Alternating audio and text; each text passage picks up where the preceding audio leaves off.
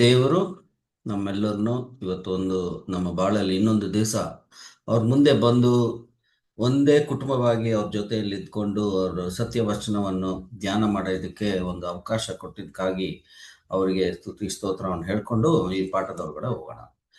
So ನಾವು ಒಂದು ನೂತನ ಸೃಷ್ಟಿಯಾಗಿ ಒಂದು ಬಾಳ್ತಾ ಇರುವ ಟೈಮಲ್ಲಿ ಅನೇಕ ಪಾಠಗಳು ದೇವರು ನಮ್ಮೊಂದಿಗೆ ಹಂಚ್ಕೊಳ್ತಾ ಇದ್ದಾರೆ. ಈ ಪಾಠಗಳ ಮೂಲಕ ನಮ್ಮಿಂದ ಏನು ಪರಿವರ್ತನೆ ಆಗ್ಬೇಕು ಎಂಬ ದೇವರ ಒಂದು ಇಚ್ಛೆನ ನಾವು ಗಮನ ಮಾಡಬೇಕು. ಈ ಪಾಠಗಳ ಮೂಲಕ ನಮ್ಮಲ್ಲಿ ಬದಲಾವಣೆ ಪರಿವರ್ತನೆ ಏನಾಗ್ಬೇಕು ಅಂತ ಹೇಳಿದ್ರೆ, ಆ ನೂತನ ಸೃಷ್ಟಿ ಪರಿಪೂರ್ಣವಾಗಿ ಒಂದು ಕಂಪ್ಲೀಟ್ ಬದಲಾವಣೆ ಆಗ್ಬೇಕು. ಆ ಬದಲಾವಣೆಗೆನೆ ಅವರು ಇಷ್ಟೊಂದು ಪಾಠಗಳನ್ನ ನಮ್ಗೆ ಕೊಡ್ತಾ ಬರ್ತಾ ಇದ್ದಾರೆ. ಬದಲಾವಣೆ ಆಗಿ ಒಂದು ಮಟ್ಟಕ್ಕೆ ಬರ್ತೀವಿ. ಆ ಮಟ್ಟ ಏನು ಅಂತ ಹೇಳಿದ್ರೆ, ದೇವರ ಒಂದು ಯೋಜನೆಯಲ್ಲಿ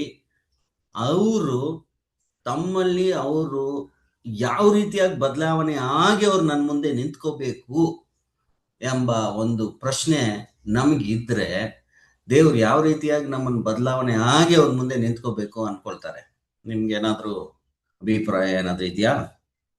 ಯಾವ ರೀತಿ ನಮ್ಮನ್ನು ನೋಡ್ತಾರೆ ಅವ್ರು, ಯಾವ ರೀತಿ ಬದಲಾವಣೆ ಆಗಿ ನಾವು ಅವ್ರ ಮುಂದೆ ನಿಂತ್ಕೋಬೇಕು ಅಂತ ಅವರು ಹೇಗೆ ಅನ್ಸ್ಕೊಳ್ತಾ ಇದ್ದಾರೆ? ನಮ್ಮ ಅವ್ರ ಮಗನ ಸಾರೂಪ್ಯ ಆಗ್ಬೇಕನ್ನೋದೇ ತಂದೆ ನೋಡಿ ಎಷ್ಟು ಕ್ಲಿಯರ್ ಆಗಿ ನಮಗೆ ಸಿಸ್ಟರ್ ಆನ್ಸರ್ ಹೇಳ್ಬಿಟ್ರು. ಅವ್ರ ಮಗನ ಸ್ವರೂಪದಲ್ಲಿ ನಾವು ಬದಲಾವಣೆ ಆಗಿ ನಿಂತ್ಕೋಬೇಕು.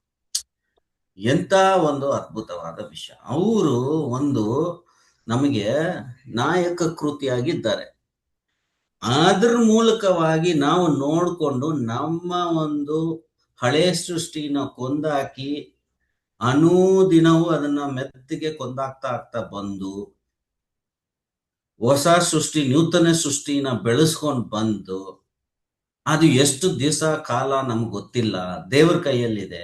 ಆದ್ರೆ ನಮ್ಮ ಕೈಯಲ್ಲಿ ನಾವ್ ಏನ್ ಮಾಡ್ಬೇಕು ಅಂತ ಹೇಳಿದ್ರೆ, ಆ ಪ್ರಯತ್ನ ಪಟ್ಕೊಂಡು ನಾವು ನಮ್ಮನ್ನ ಬದಲಾವಣೆ ಮಾಡೋ ಪ್ರಯತ್ನದಲ್ಲೇ ನಾವು ದೇವರ ಕೈಯಲ್ಲಿ ಅಡಗಿರ್ಬೇಕು.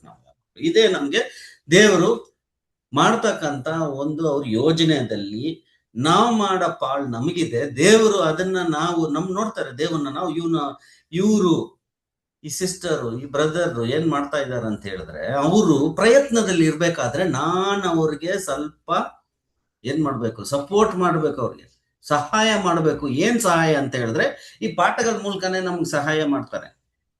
ಈ ಪಾಠಗಳ ಮೂಲಕ ಏನಾಗಿದೆ ಅಂತ ಹೇಳಿದ್ರೆ, ನಾವು ಈ ಲೋಕದಲ್ಲಿ ಇರ್ಬೇಕಾದ್ರೆ ನಮ್ಮ ಒಂದು ಯೇಸು ಸ್ವಾಮಿ ಹೆಜ್ಜೆ ಜಾಡಿಯಲ್ಲಿ ನಡೀತಕ್ಕಂತ ಈ ಲೋಕದಲ್ಲಿ ಇವತ್ತು ಎಲ್ಲರೂ ಕ್ರೈಸ್ತರೆ, ಸುಮಾರು ಜನ ಇದ್ದಾರೆ.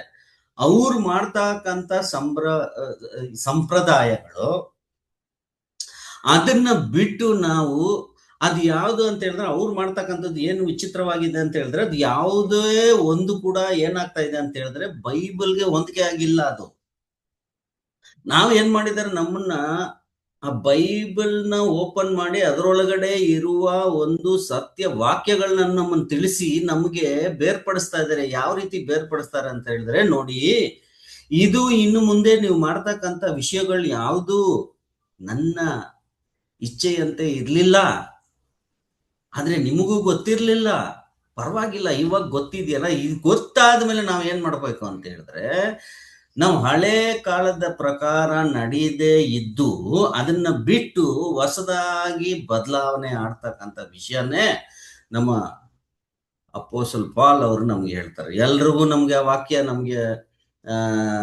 ವಾಕ್ಯ ಗೊತ್ತಿದೆ ತಾನೆ. ಅವರು ಅನೇಕ ಪಾಠವನ್ನು ಬರೆದು ನಮ್ಗೆ ಒಂದು ಎಚ್ಚರಿಕವಾದ ಒಂದು ವಚನವನ್ನು ಕೊಡ್ತಾರೆ. ಎಲ್ಲಿ ಕೊಡ್ತಾರೆ? ರೋಮಾಪುರಿದಲ್ಲಿ ಬರೆದ 12ನೇ ಅಧ್ಯಾಯದಲ್ಲಿ 1ನೇ ವಚನ ಏನ್ ಹೇಳ್ತಾರೆ ನೋಡಿ, ಓದನ. ಆದುದರಿಂದ ಸಹೋದರರೇ,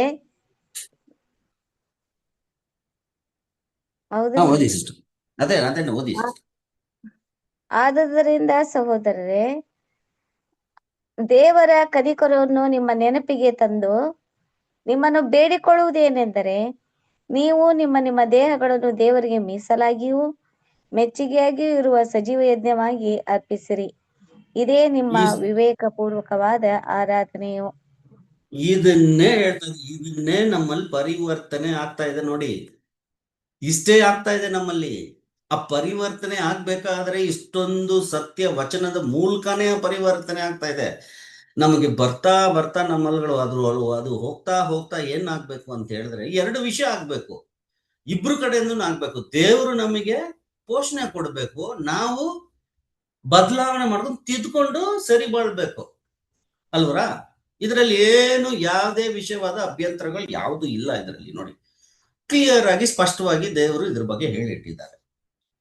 ಇವಾಗ ನೋಡಿ, ನಮ್ಮ ಬಾಡಿ ಕಂಪ್ಲೀಟ್ ಆಗಿ ನಮ್ಮ ಕೈಯಲ್ಲಿ ಅಡಗಿಲ್ಲ, ದೇವರೇ ಕಂಟ್ರೋಲ್ ಮಾಡ್ತಾ ಇದ್ರೆ ಎಲ್ಲರೂ ಒಪ್ಕೊಳ್ತೀರಾ?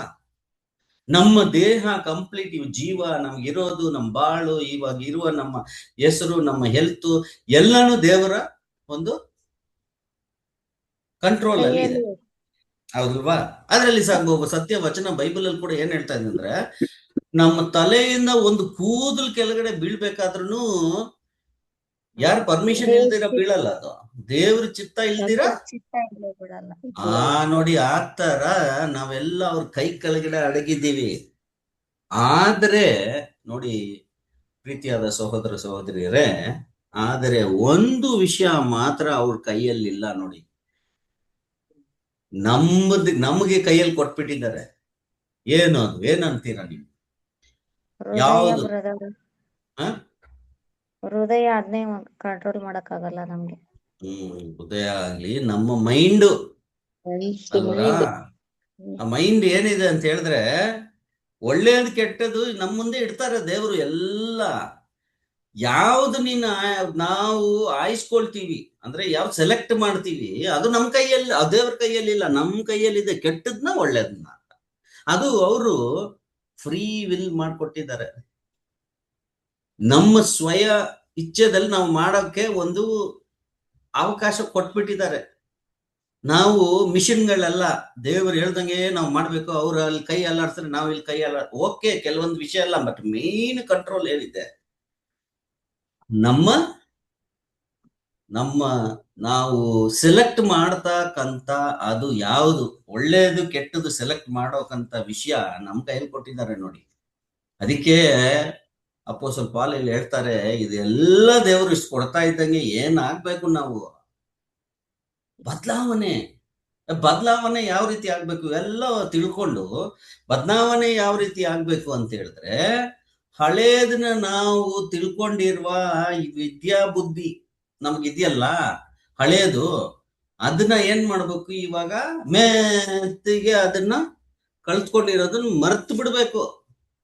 ಹೊಸ ಕಲ್ತ್ಕೊಂಡಿರೋದನ್ನ ನಾವು ಅನುಸರಕ್ಕೆ ತರಬೇಕು ನೋಡಿ. ಇದನ್ನೇ ಅವ್ರು ಹೇಳ್ತಾ ಇದ್ದಾರೆ. ಆದ್ರೆ ಆ ತರ ಮಾಡಿದ್ರೆ ನಾವು, ಇದು ಯಾವ ರೀತಿ ದೇವ್ರಿಗೆ ಮೆಚ್ಚುಗೆ ಆಗಿರ್ಬೇಕು, ಅದು ನಾವು ಮಾಡ್ತಾ ಇದ್ದಂಗೆ ನಮ್ಗೆ ಸತ್ಯ ಇದ್ದು ಎಲ್ಲ ಮಾಡ್ಕೊಂಡು ನಾವು ಅದ್ರ ಪ್ರಕಾರವಾಗಿ ಬಾಳದೆ ಇದ್ರೆ ದೇವರಿಗೆ ಮೆಚ್ಚುಗೆ ಆಗಲ್ಲ. ಅದನ್ನೇ ಅವ್ರು ಹೇಳ್ತಾ ಇದ್ದಾರೆ, ನೀನ್ ಏನ್ ಮಾಡಿದ್ರು ದೇವ್ರಿಗೆ ಮೆಚ್ಚುಗೆ ಆಗಿರುವಂತ ನೀನ್ ಮಾಡು. ಆಮೇಲೆ 2ನೇ ವಚನ ಓದಿ ಸಿಸ್ಟರ್, ಅದರಲ್ಲಿ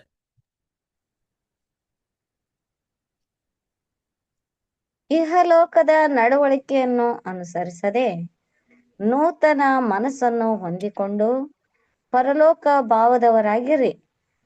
ಹೀಗಾದರೆ ದೇವರ ಚಿತ್ತಕ್ಕನುಸಾರವಾದದ್ದು, ಅಂದರೆ ಉತ್ತಮವಾದದ್ದು, ಮೆಚ್ಚುಗೆಯಾದದ್ದು, ದೋಷವಿಲ್ಲದ್ದು ಯಾವುದೆಂದು ವಿವೇಚಿಸಿ ತಿಳುಕೊಳ್ಳುವಿರಿ. ನೋಡಿ, ಎಂತ ಅದ್ಭುತವಾದ ಒಂದು ವಿಷಯ ನಮ್ಗೆ ಹೇಳಿದ್ದಾರೆ ಅವರು. ಅಂದ್ರೆ ಅವ್ರು ಏನ್ ಹೇಳ್ತಾರೆ, ನೀವು ಈ ತರ ಪರಿವರ್ತನೆ ಒಂದು ಆಗ್ತಾ ಇರ್ಬೇಕಾದ್ರೆ ನಿಮ್ಗೆ ಅದು ತುಂಬಾನೇ ಸುಲಭವಾಗಿ ಆಗಲ್ಲ. ಅದ್ರದ್ದೇ ಅಂತ ಒಂದು ಕಷ್ಟಗಳಿರುತ್ತೆ. ಏನು ಕಷ್ಟ ಅಂತ ಹೇಳಿದ್ರೆ, ಈ ಲೋಕ ಬಂದ್ ಮುಂದೆ ನಿಂತ್ಕೊಂಡ್ಬಿಡ್ತೇವೆ ನಮ್ಗೆ. ಆ ಲೋಕ ಅವ್ರದೇ ಅಂತ ಒಂದು ಸ್ಟೈಲ್ ಅಲ್ಲಿ ಅವ್ರು ಮಾಡ್ತಾ ಇರ್ತಾರೆ ಆರಾಧನೆಗಳನ್ನು. ಅದು ಬಂದು ಇಲ್ಲಿ ನಿಂತ್ಕೊಂಡ್ರೆ ನಮಗೆ ಇರೋದು ಎರಡು ಯಾವುದು? ಅದೇ ಹಣ್ಣನ್ನು ಇಡ್ತಾರೆ ದೇವರು. ಯಾರಿಗಿಟ್ರು? ಅದಾಮನಿಗಿಟ್ಟ ಅದೇ ಹಣ್ಣು. ಇದನ್ ತಿನ್ಬೇಡ, ಇದನ್ ತಿನ್ನು. ನಾವು ಯಾವುದು ಚೂಸ್ ಮಾಡ್ಬೋದು? ನಮ್ಮ ಕೈಯಲ್ಲಿ ಬಿಟ್ಟಿದ್ದಾರೆ. ಸೊ ಇಲ್ಲಿ ನಾವು ಜಾಗ್ರತೆ, ಏನ್ ಜಾಗ್ರತೆಯಿಂದ ಇರಬೇಕು ಅಂತ ಹೇಳಿದ್ರೆ, ಅದೇ ಲೋಕ ಬಂದು ಅವರ ಸಂಪ್ರದಾಯನ ಪ್ರಕಾರ ನಮ್ಮ ಮುಂದೆ ನಿಂತ್ಕೊಂಡ್ರೆ ಅದು ನಮ್ಮ ಕಣ್ಣಿಗೆ ಎಲ್ಲ ಒಂಥರ ಅನುಕೂಲವಾಗಿ ಒಳ್ಳೆ ಅಟ್ರಾಕ್ಷನ್ ತರ ಇರುತ್ತೆ. ಅಟ್ರಾಕ್ಟ್ ಮಾಡುತ್ತೆ, ನಮ್ಮನ್ನ ಎಳೆಯುತ್ತೆ. ಅದ್ ಮಾಡ್ತಕ್ಕಂಥ ಕಾರ್ಯ ಯಾರು ಮಾಡ್ತಾ ಇದ್ದಾರೆ? ಅದನ್ನ ಲೋಕದ ಜನರು ಮಾಡ್ತಾ ಇಲ್ಲ. ಸೈತಾನನು ನಮ್ಮನ್ನ ಇಲ್ಲಿಂದ ಡಿಸ್ಟರ್ಬ್ ಮಾಡಕ್ ಮಾಡ್ತಾ ಇದ್ದಾನೆ. ಈ ಕಡೆ ಯೇಸು ಸ್ವಾಮಿ ನಮಗೆ ಒಳ್ಳೆ ವಿಷಯವನ್ನು ತೋರಿಸಿ, ಮಾರ್ಗವನ್ನು ತೋರಿಸಿ, ತಂದೆಯ ದೇವರ ಹತ್ರ ಹೋಗಿ ಸೇರ್ಬೇಕಂತ ಒಂದು ಮಾರ್ಗವನ್ನು ತೋರಿಸಿ ಅದರಲ್ಲಿ ನಡೆಸ್ಕೊಂಡು ಹೋಗ್ತಾ ಇದ್ದಾರೆ. ನಮ್ಗೆ ಇದ್ರ ಮಧ್ಯದಲ್ಲೇ ನಾವು ಏನ್ ಮಾಡ್ಬೇಕಂದ್ರೆ, ಅದಕ್ಕೆ ಬರೀತಾ ಇದ್ರೆ, ನಾವು ಪರಿವರ್ತನೆ ಆಗ್ತಾ ಇರ್ಬೇಕಾದ್ರೆ ಲೋಕ ಬಂದ್ ನಮ್ಮ ಮುಂದೆ ನಿಂತ್ಕೊಳ್ಳುತ್ತೆ. ಕಣ್ಣಿಗೆ ಒಳ್ಳೆ ಚೆನ್ನಾಗಿರುತ್ತೆ ಅವ್ರದ್ದು ಮೆರವಣಿಗೆ, ಅವ್ರಂತ ಪ್ರಾರ್ಥನೆ, ಅವ್ರಂತ ಡ್ರೆಸ್ಸಿಂಗ್ ಸ್ಟೈಲು, ಅವ್ರದಂತ ಒಂದು ಹಬ್ಬಗಳು. ಅದಕ್ ಪ್ರಕಾರ ನೀವು ಹೋಗದೆ ಇದ್ದು ದೇವರ ಇಚ್ಛೆಯ ಪ್ರಕಾರ ಬೈಬಲ್ ಅಲ್ಲಿ ಏನಿದೆ ಅದ್ರ ಪ್ರಕಾರ ಮಾಡ್ಕೊಂತ ನೀವು ಬಂದ್ರೆ ಏನ್ ಆಗ್ಬೇಕು ಅಂತ ಹೇಳಿದ್ರೆ, ನಮ್ಮ ಬುದ್ಧಿಯಲ್ಲಿ ಸ್ಪಿರಿಚುವಲ್ ನೂತನ ಸೃಷ್ಟಿಯಲ್ಲಿ ಆ ಪರಿವರ್ತನೆ ಕಂಡು ಬರ್ಬೇಕು. ನಮ್ಮ ಮೈಗೆ ಗೊತ್ತಾಗಲ್ಲ ಅದು. ಇವಾಗ ನಾವು ಒಂದು ಬೈಬಲ್ ಸ್ಟೂಡೆಂಟು, ಒಂದು ಸತ್ಯವೇದದ ಮಾನವರಾಗಿ ಇದ್ದು ನಾವು ಒಂದು ಲೋಕದಲ್ಲಿ ಹಿಂಗ್ ಹೋದ್ರೆ, ನಾವೇನು ನಮ್ಮ ಸತ್ಯ ಮಾನವನಾಗಿದ್ದೀನಿ ಅಂತ ಒಂದು ಡ್ರೆಸ್ ಹಾಕೊಂಡು ಓಡಾಡ್ತೀವ, ಒಂದು ಬ್ಯಾಚ್ ಹಾಕೊಂಡು ಓಡಾಡ್ತೀವ? ನಾವು ಅವ್ರ ತರನೇ ಇರ್ತೀವಿ. ಆದ್ರೆ ನಮ್ಮ ಚಿಂತೆಯಲ್ಲಿ, ನಾವು ಯೋಚನೆ ಮಾಡ್ತಕ್ಕಂಥ ವಿಷಯದಲ್ಲಿ ವಿಚಿತ್ರವಾಗಿರ್ತೀವಿ. ಅವ್ರದ್ದೇ ಬೇರೆದು, ನಮ್ದು ಬೇರೆದು ಆಗಿರುತ್ತೆ. ಅದು ಅವ್ರ ನೋಡಕ್ಕಾಗಲ್ಲ, ನಾವು ಅವ್ರು ನೋಡಕ್ಕಾಗಲ್ಲ. ನಮ್ಮದನ್ನ ಬರೀ ದೇವರು, ನಾವು ಮಾತ್ರ ಅದ್ರಲ್ಲಿ ನಾವು ಪರಿವರ್ತನೆ ತರಬೇಕಾಗುತ್ತೆ. ಸೊ ಅಲ್ಲಿಂದ ನಾವು ಏನ್ ಮಾಡೋಣ ಅಂತ ಹೇಳಿದ್ರೆ, ನೋಡಿ, ಆ ಒಂದು ಅಸ್ಥಿಭಾರದ ಮೇಲೆ ಇವತ್ತೊಂದು ಪಾಠಕ್ಕೆ ಹೋಗೋಣ. ನೋಡಿ, ಆ ಪಾಠದ ಹೆಸರು ಏನಂತ ಹೇಳಿದ್ರೆ, ನಾವು ಮಾಡ್ತಕ್ಕಂಥ ಎಲ್ಲಾ ರಿಲಿಜಿಯನ್ಸು, ಎಷ್ಟೊಂದು ಈ ಲೋಕದಲ್ಲಿ ಎಲ್ಲರೂ ಕೂಡ ಎಷ್ಟೊಂದು ದೇವರುಗಳಿದ್ದಾರೆ, ಎಷ್ಟೊಂದು ರಿಲಿಜಿಯನ್ಸ್ ಇದೆ. ಎಲ್ಲರೂ ಕೂಡ ಏನ್ ಮಾಡ್ತಾರೆ? ಅದರಲ್ಲಿ ಒಂದು ವಿಷಯ ಮಾಡ್ತಾರೆ. ಯಾವುದು ಅಂತ ಹೇಳಿದ್ರೆ ಉಪವಾಸ. ಆ ಉಪವಾಸದ ಬಗ್ಗೆ ಇವತ್ತು ಸ್ವಲ್ಪ ಕೆಲವೊಂದು ವಿಷಯ, ದೇವರಿಗೆ ಮೆಚ್ಚುಗೆ ಆಗ್ತಕ್ಕಂಥ ಉಪವಾಸ ಏನು ಅಂತ ಸ್ವಲ್ಪ ತಿಳುವಳಿಕೆ ಮಾಡ್ಕೊಳ್ಳೋಣ. ನೋಡಿ, ಈ ಲೋಕದಲ್ಲಿ ಉಪವಾಸ ಮಾಡದೇ ಇರೋರು ಯಾರು, ಯಾವುದೇ ರಿಲಿಜನ್ ಇಲ್ಲ. ಎಲ್ರೂ ಮಾಡ್ತಾರೆ. ಯಾವ ರೀತಿಯಾಗಿ ಮಾಡ್ತಾರೆ? ಮಾಡಿದ್ರೆ, ನಾವು ಉಪವಾಸ ಮಾಡಿದ್ರೆ ಎಲ್ಲಾರ್ಗೂ ಗೊತ್ತಾಗ್ಬಿಡುತ್ತೆ ನಾವು ಉಪವಾಸ ಮಾಡ್ತಾ ಇದ್ದೀವಿ ಅಂತ, ಅಲ್ವಾ? ಇವಾಗ ಮುಸ್ಲಿಂ ಸಹೋದರರು ಮಾಡ್ತಾರೆ ರಂಜಾನ್ ಟೈಮಲ್ಲಿ, ಅವ್ರೇ ಒಂದು ಉಪವಾಸ, ಅವ್ರಿಗಿರುವ ಒಂದು ವಿಶ್ವಾಸ, ಅವ್ರ ದೇವ್ರ ಮೇಲೆ ಅದು ಮಾಡ್ತಾರೆ. ಬೇರೆ ಹಿಂದೂ ಸಹೋದರರು ಅವರು ಮಾಡ್ತಾರೆ, ಅವ್ರಿಗೆ ಇರುವ ಅವ್ರದ್ದು ಒಂದು ವಿಶ್ವಾಸ, ಅದ್ರ ಪ್ರಕಾರ ಮಾಡ್ತಾರೆ. ಸೊ ಇದು ಉಪವಾಸ. ನಾವು ಕ್ರಿಸ್ತನ್ ಸಹೋದರರು, ಕ್ರೈಸ್ತರು ಕೂಡ ಲೋಕದಲ್ಲಿ ಎಲ್ಲಾ ಕಡೆನೂ ಮಾಡ್ತಾ ಇದ್ದಾರೆ. ಸೊ ಅದರಲ್ಲಿ ದೇವರು ಯಾವ ರೀತಿಯಾಗಿ ಉಪವಾಸ ಮಾಡ್ಬೇಕು ಅಂತ ನಮಗೆ ಏನ್ ಹೇಳ್ತಾ ಇದ್ದಾರೆ ನಮ್ಮ ಸತ್ಯವೇದದಲ್ಲಿ, ಅಲ್ವಾ? ನಮ್ದು ಇದ್ರಲ್ಲಿ ಏನಿದೆಯೋ ಅದನ್ನ ನಾವು ನೋಡ್ಬೇಕು, ಇನ್ನೊಬ್ರದ್ದು ನಾವು ಹೋಲಿಕೆ ಮಾಡ್ಕೋಬಾರ್ದು. ಸರಿ, ಇವಾಗ ಆ ತರ ನೋಡ್ತಾ ಇದ್ದಂಗೆ ಕೆಲವೊಂದು ಸನ್ನಿವೇಶದಲ್ಲಿ ಎಲ್ರು ಕ್ರೈಸ್ತರು ಕೂಡ ಮಾಡ್ತಾರೆ, ನಾವು ಕೂಡ ಮಾಡ್ತೀವಿ ಅಂತ ಯಾಕಪ್ಪ ಮಾಡ್ತಾ ಇದೀವಿ ಅಂತ ಹೇಳಿದ್ರೆ, ನಮ್ಮ ಯೇಸು ಸ್ವಾಮಿ ಕೂಡ ಮಾಡಿದ್ದಾರೆ ಉಪವಾಸ. ಆ ಉಪವಾಸ ಮಾಡಿದ್ದಕ್ಕೆ ನಾವೆಲ್ಲಾನು ಅದರಲ್ಲಿ ಒಂದು ಪವರ್ ಇದೆ, ದೇವರಿಗೆ ಅದು ಮೆಚ್ಚುಗೆ ಆಗುತ್ತೆ, ನಾವು ಮಾಡೋಣ ಎಂಬ ವಿಷಯದಿಂದ ನಾವು ಮಾಡ್ತೀವಿ. ಸೊ ಮಾಡ್ತಾ ಇರ್ಬೇಕಾದ್ರೆ ಯಾವುದು ಕರೆಕ್ಟು, ಯಾವುದು ಸರಿ ಇಲ್ಲ ಅಂತ ದೇವರು ಇವತ್ತು ನಮ್ಗೆ ಹೇಳ್ಕೊಡ್ತಾ ಇದ್ದಾರೆ. ಇಷ್ಟು ದೂರ ಬಂದಿದ್ಯಾ ಮಗನೇ, ಮಗಳೇ, ಇಷ್ಟು ದೂರ ಬಂದಿದ್ಯಾ, ಇಲ್ಲಿಂದ ನಾನ್ ನಿನಗೆ ತಿಳುವಳಿಕೆ ಕೊಡ್ಬೇಕು. ಯಾಕಂದ್ರೆ ಇಷ್ಟವರೆಗೂ ನಾನು ತಿಳುವಳಿಕೆ ಕೊಟ್ಟಿರೋದ್ರಲ್ಲಿ ನಿನ್ ಪ್ರಯತ್ನದಿಂದ ತುಂಬಾ ಮುಂದುವರೆದು ಬಂದಿದ್ಯಾ, ನಂಗೆ ಇದಕ್ ಮುಂಚೆನೆ ನೀನ್ ಹೋಗೋದಕ್ಕೆ ಇನ್ನಷ್ಟು ಕೊಡ್ತೀನಿ ಅಂತ ಹೇಳಿ ಇವತ್ತೊಂದು ಸತ್ಯ ವಿಷಯ ನಮ್ಗೆ ಕೊಡ್ತಾರೆ. ಅದಕ್ಕೆ ಉಪವಾಸದ ಬಗ್ಗೆ ಅವ್ರು ನಮ್ಗೆ ಮಾತಾಡ್ತಾರೆ ಇವತ್ತು. ಮಾತಾಡ್ಬೇಕಾದ್ರೆ ಅವ್ರು ಏನ್ ಹೇಳ್ತಂದ್ರೆ ಎಲ್ರು ಉಪವಾಸ ಮಾಡ್ತಾ ಇದ್ರೆ ನೀವು ಮಾಡಿ, ಮಾಡ್ತಾ ಇರ್ಬೇಕಾದ್ರೆ ನೀನ್ ಯಾವ ರೀತಿಯಾಗಿ ಮಾಡಬೇಕು ಎಂಬ ಒಂದು ವಿಷಯ ಯೇಸು ಸ್ವಾಮಿ ಹೇಳ್ತಾರೆ ನೋಡಿ. ಮತ್ತೆ ಏನ್ ಬರೆದ ಸುವಾರ್ತೆ 9ನೇ ಅಧ್ಯಾಯ 15ನೇ ವಚನದಲ್ಲಿ ಒಂದು ಓದೋಣ ನೋಡಿ. ಮತ್ತೆ ಏನ್ ಬರೆದ ಸುವಾರ್ತೆ 9ನೇ ಅಧ್ಯಾಯ 15ನೇ ವಚನ.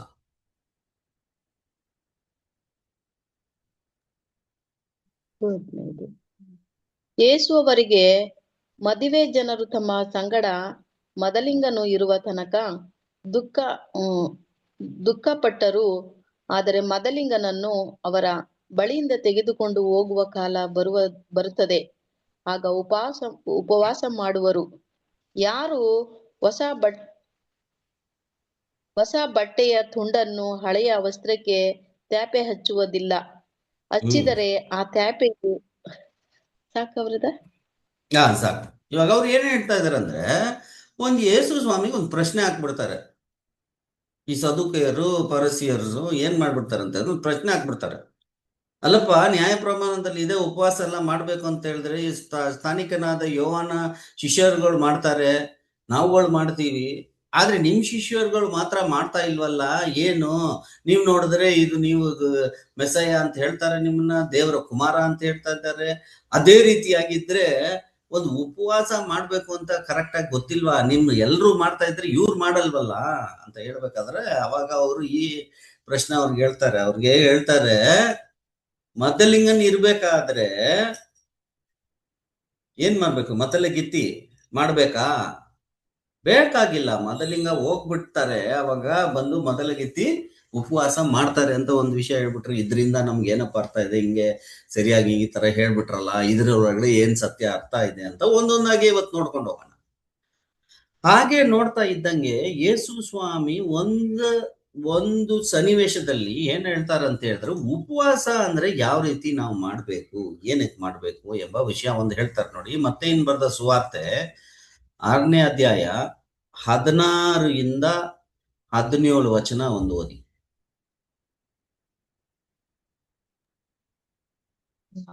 ಇದಲ್ಲದೆ ನೀವು ಉಪವಾಸ ಮಾಡುವಾಗ ಕಪಟಿಗಳಂತೆ ಮುಖವನ್ನು ಸಪ್ಪಗೆ ಮಾಡಿಕೊಳ್ಳಬೇಡಿರಿ.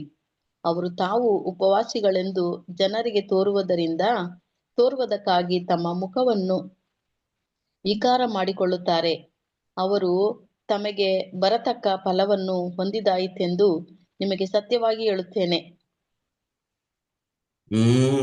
ನೋಡಿ, ಅದೇ 18ನೇ ಒಂದು ಅಧ್ಯಾಯ ಕೂಡ ಓದ್ಬಿಡಿ. 18ನೇ ವಚನ. ಈ 18 ಅದೇ 17ರಿಂದ ಓದ್ಲಾ ಬ್ರದ? ಸರಿ, 17ರಿಂದ. ನಿಮಗೆ ಸತ್ಯವಾಗಿ ಹೇಳ್ತೇನೆ, ಆದರೆ ನೀನು ಉಪವಾಸ ಮಾಡುವಾಗ ತಲೆಗೆ ಎಣ್ಣೆ ಹಚ್ಚಿಕೊಂಡು ಮುಖವನ್ನು ತೊಳಕೋ. ಹೀಗೆ ಮಾಡಿದರೆ ನೀನು ಉಪವಾಸಿ ಎಂದು ಜನರಿಗೆ ಕಾಣದೆ ಹೋದಾಗಿಯೂ ಅಂತರಂಗದಲ್ಲಿರುವ ನಿನ್ನ ತಂದೆಗೆ ಉಪವಾಸಿ ಎಂದು ಕಾಣಿಸಿಕೊಳ್ಳುವಿ. ನೋಡಿ, ಇದೇ ಒಂದು ವಿಷಯ ನಮ್ಗೆ ಯೇಸು ಸ್ವಾಮಿ ಹೇಳ್ತಾ ಇದ್ದಾರೆ. ತಂದೆಗೆ ನೀನ್ ಏನೇ ಒಂದು ಕಾರ್ಯ ಮಾಡಿದ್ರು ಅಂತರಂಗದಲ್ಲಿ ಸೀಕ್ರೆಟ್ ಆಗಿ ಮಾಡು ಅಂತ ಹೇಳ್ಕೊಡ್ತಾ ಇದ್ದಾರೆ.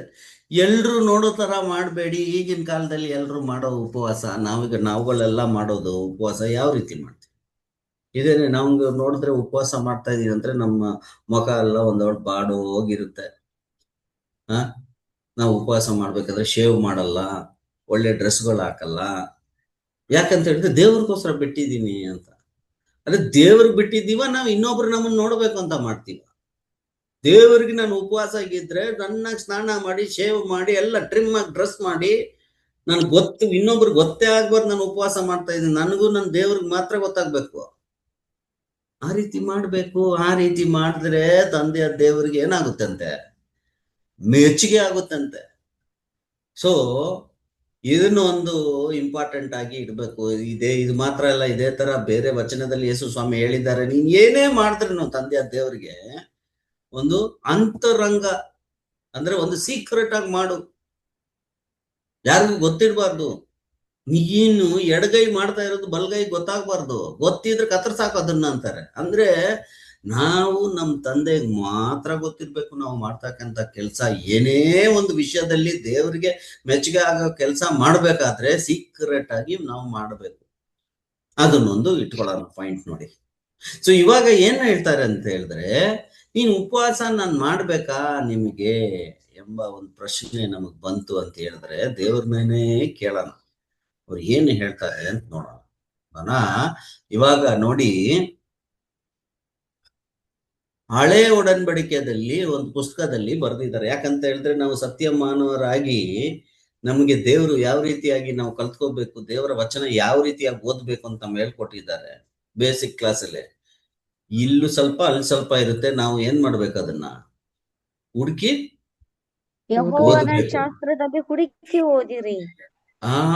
ಅದೇ ರೀತಿಯಾಗಿ ಇವಾಗ ಹಳೆ ಒಡನ್ಬಡಿಕೆಯಲ್ಲಿ ಒಂದು ಪುಸ್ತಕದಲ್ಲಿ ಹೋಗೋಣ. ಜೋಯಲ್, ಕನ್ನಡದಲ್ಲಿ ಪುಸ್ತಕದಲ್ಲಿ ಏನ್ ಹೇಳ್ತಾರೆ ಅದಕ್ಕೆ? ಜೋವೆಲ್ ಅಂತಾನೆ ಹೇಳ್ತಾರ. ಯೋವೇಲ ಯೋವೇಲ. ಯೋವೇಲ. ಯೋವೇಲ 2ನೇ ಅಧ್ಯಾಯ 12ರಿಂದ 13 ತನಕ ಓದೋಣ ನೋಡಿ. 12ರಿಂದ. ಯೆಹೋವನಿಂತೆನ್ನುತ್ತಾನೆ, ಈಗಲಾದರೂ ನೀವು ಮನಪೂರ್ವಕವಾಗಿ ನನ್ನ ಕಡೆಗೆ ತಿರುಗಿಕೊಂಡು ಉಪವಾಸ ಮಾಡಿರಿ, ಅಳಿರಿ, ಗೋಳಿಡಿರಿ. ನಿಮ್ಮ ಬಟ್ಟೆಗಳನ್ನೆಲ್ಲ ನಿಮ್ಮ ಹೃದಯಗಳನ್ನು ಹರಿದುಕೊಂಡು ನಿಮ್ಮ ದೇವರಾದ ಯೆಹೋವನ ಕಡೆಗೆ ತಿರುಗಿಕೊಳ್ಳಿರಿ.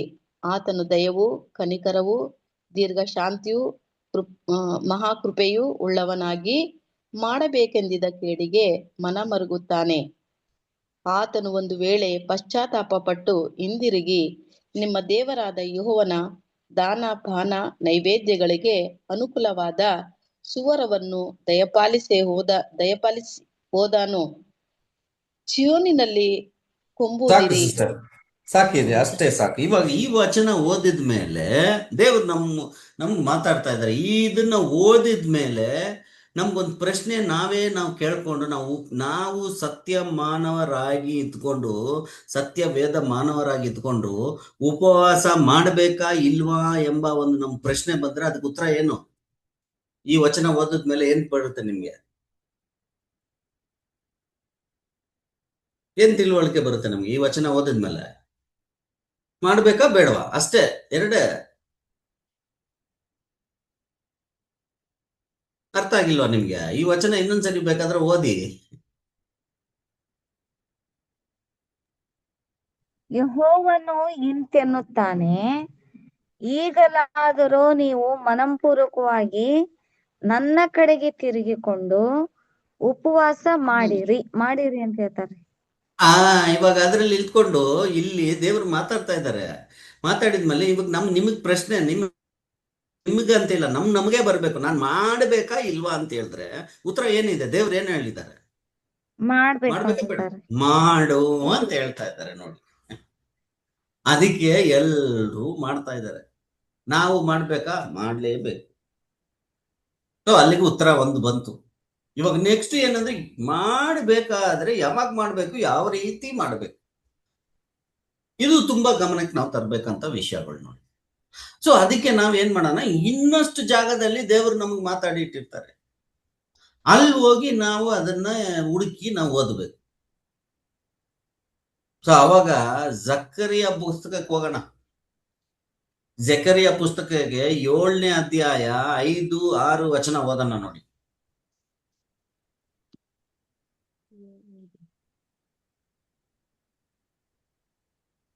ನೀವು ಭೋಜನ ಮಾಡುವಾಗಲೂ ಪಾನ ಮಾಡುವಾಗಲೂ ನಿಮ್ಮ ಭೋಜನ ಪಾನಗಳು ನಿಮ್ಮವಾಗಿಯೇ ಇರುವುದಲ್ಲವೇ?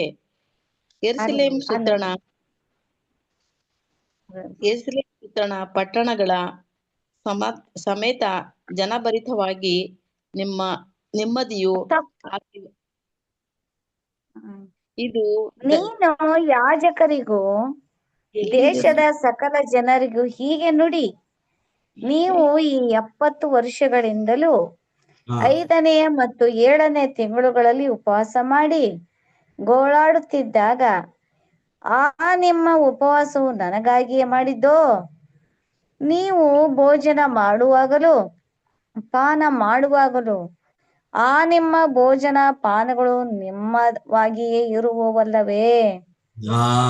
ಎಂತ ಮಾತು ಹೇಳ್ಬಿಟ್ರು ನೋಡಿ. ಏನು ವಚನ ಓದ್ಬಿಟ್ಟಿದೆ. 5, 5, 6 ಪರವಾಗಿಲ್ಲ ಸಿಸ್ಟರ್, ಏನಿಲ್ಲ ಪರವಾಗಿಲ್ಲ. ಸೊ ಇವಾಗ ಏನು ಅಂತ ಹೇಳಿದ್ರೆ, ನೀವು ಉಪವಾಸ ಮಾಡ್ತಾ ಇರ್ಬೇಕಾದ್ರೆ ಇವಾಗ ನೀನು ನಿಜವಾಗ್ಲೂ ಉಪವಾಸ ಮಾಡಿದ್ಯಾ ಅಂತ ಪ್ರಶ್ನೆ ಕೇಳ್ತಾರೆ. ನೀನ್ ಮಾಡಿದ್ದು ಸರಿ, ನೀನ್ ಮಾಡಿದ್ ಏನಕ್ಕೆ ಮಾಡಿದೆ? ನನಗಾಗಿ ನಿನ್ಗೋಸ್ಕರ ನೀನ್ ಮಾಡಿದೆ ಅಪ್ಪ, ನಿನ್ಗೋಸ್ಕರ ಮಾಡಿದೆ ಅಂತ ಹೇಳ್ತಾ ಇದ್ದಾರೆ. ಇವಾಗ ಈ ಈ ವಚನ ನಾವು ಓದ್ವಲ್ಲ, ಇದು ಯಾರಿಗೆ ಹೇಳ್ತಾ ಇದ್ದಾರೆ ಅಲ್ಲಿ? ಯಾರಿಗೆ ಹೇಳ್ತಾ ಇದ್ದಾರೆ? ದೇವರು ಯಾಜಕರಿಗೂ ದೇಶದ ಸಕಲ ಜನರಿಗೂ ಇಸ್ರೇಲ್ ಜನಕ್ಕೆ, ಯಾಜಕರಿಗೆ ದೇವರು ಮಾತಾಡ್ತಾ ಇದ್ದಾರೆ. ಅದನ್ನ ಒಂದು ರೆಕಾರ್ಡ್ ಆಗಿ ದೇವರು ಬರ್ದಿಟ್ಟಿದ್ದಾರೆ ಅಲ್ಲಿಗೆ. ಇವಾಗ ಅದನ್ನೆಲ್ಲ ನಾವ್ ಯಾಕೆ ಓದ್ಬೇಕು? ಅದಕ್ಕೆ ಅಪೋಸ್ತಲ ಪಾಲ್ ಇನ್ನೊಂದ್ ಕಡೆನು ಬರ್ದಿದ್ದಾರೆ. ಹಳೆ ಒಡಂಬಡಿಕೆಯಲ್ಲಿ ಬರ್ದಿರ್ತಕ್ಕಂಥ ಎಲ್ಲಾ ತರದ ವಿಷಯಗಳು ಉದ್ದೇಶಪೂರ್ವಕವಾಗಿ ದೇವರು ಬರ್ದಿಟ್ಟಿದ್ದಾರೆ. ಏನಕ್ಕೆ ಅಂತ ಹೇಳಿದ್ರೆ, ನಾವುಗಳು ಈ ಕಾಲದಲ್ಲಿರುವ ನೂತನ ಸೃಷ್ಟಿಗಳು ಅದನ್ನ ನೋಡಿ ಕಲ್ತ್ಕೊಂಡು ಅವ್ರು ಮಾಡಿರ್ತಕ್ಕಂಥ ಒಂದು ತಪ್ಪನ್ನು ಮಾಡದೆ ಇತ್ಕೊಂಡು ಬಾಳಕ್ಕೆ ಇಷ್ಟೊಂದು ವಿಷಯಗಳನ್ನು ಬರ್ದಿಟ್ಟಿದ್ದಾರೆ ಅಂತ ನಮ್ ಗಮನಕ್ಕೆ ಬರುತ್ತಲ್ವಾ? ನಿಮ್ಗೆಲ್ಲ ಗೊತ್ತಿದೆಯಲ್ಲ. 1ನೇ ಕೊರಿಂಥ್ಯ 10ನೇ ಅಧ್ಯಾಯ 11ನೇ ವಚನದಲ್ಲಿ ಬರ್ದಿರ್ತಾರೆ. ಆಮೇಲೆ ರೋಮಾಪುರಿದಲ್ಲಿ ಕೂಡ ಬರ್ದಿದ್ದಾರೆ. ಕರೆಕ್ಟ್ ಅಲ್ವಾ? ಇವಾಗ ಅದನ್ನ ಇಟ್ಕೊಂಡು ನಾವೇನ್ ಮಾಡ್ಬೇಕು ಅಂತ ಹೇಳಿದ್ರೆ, ಇವಾಗ ದೇವ್ರ ಪ್ರಶ್ನೆ ಕೇಳ್ತಾ ಇದಾರೆ. ಯಾರು ಕೇಳ್ತಾ ಇದಾರೆ? ಯಾಜಕರಿಗೂ ಮತ್ತೆ ಯಹೂದಿಯರಿಗೂ ಇಲ್ಲಿ ಪ್ರಶ್ನೆ ಕೇಳ್ತಾ ಇದ್ದಾರೆ.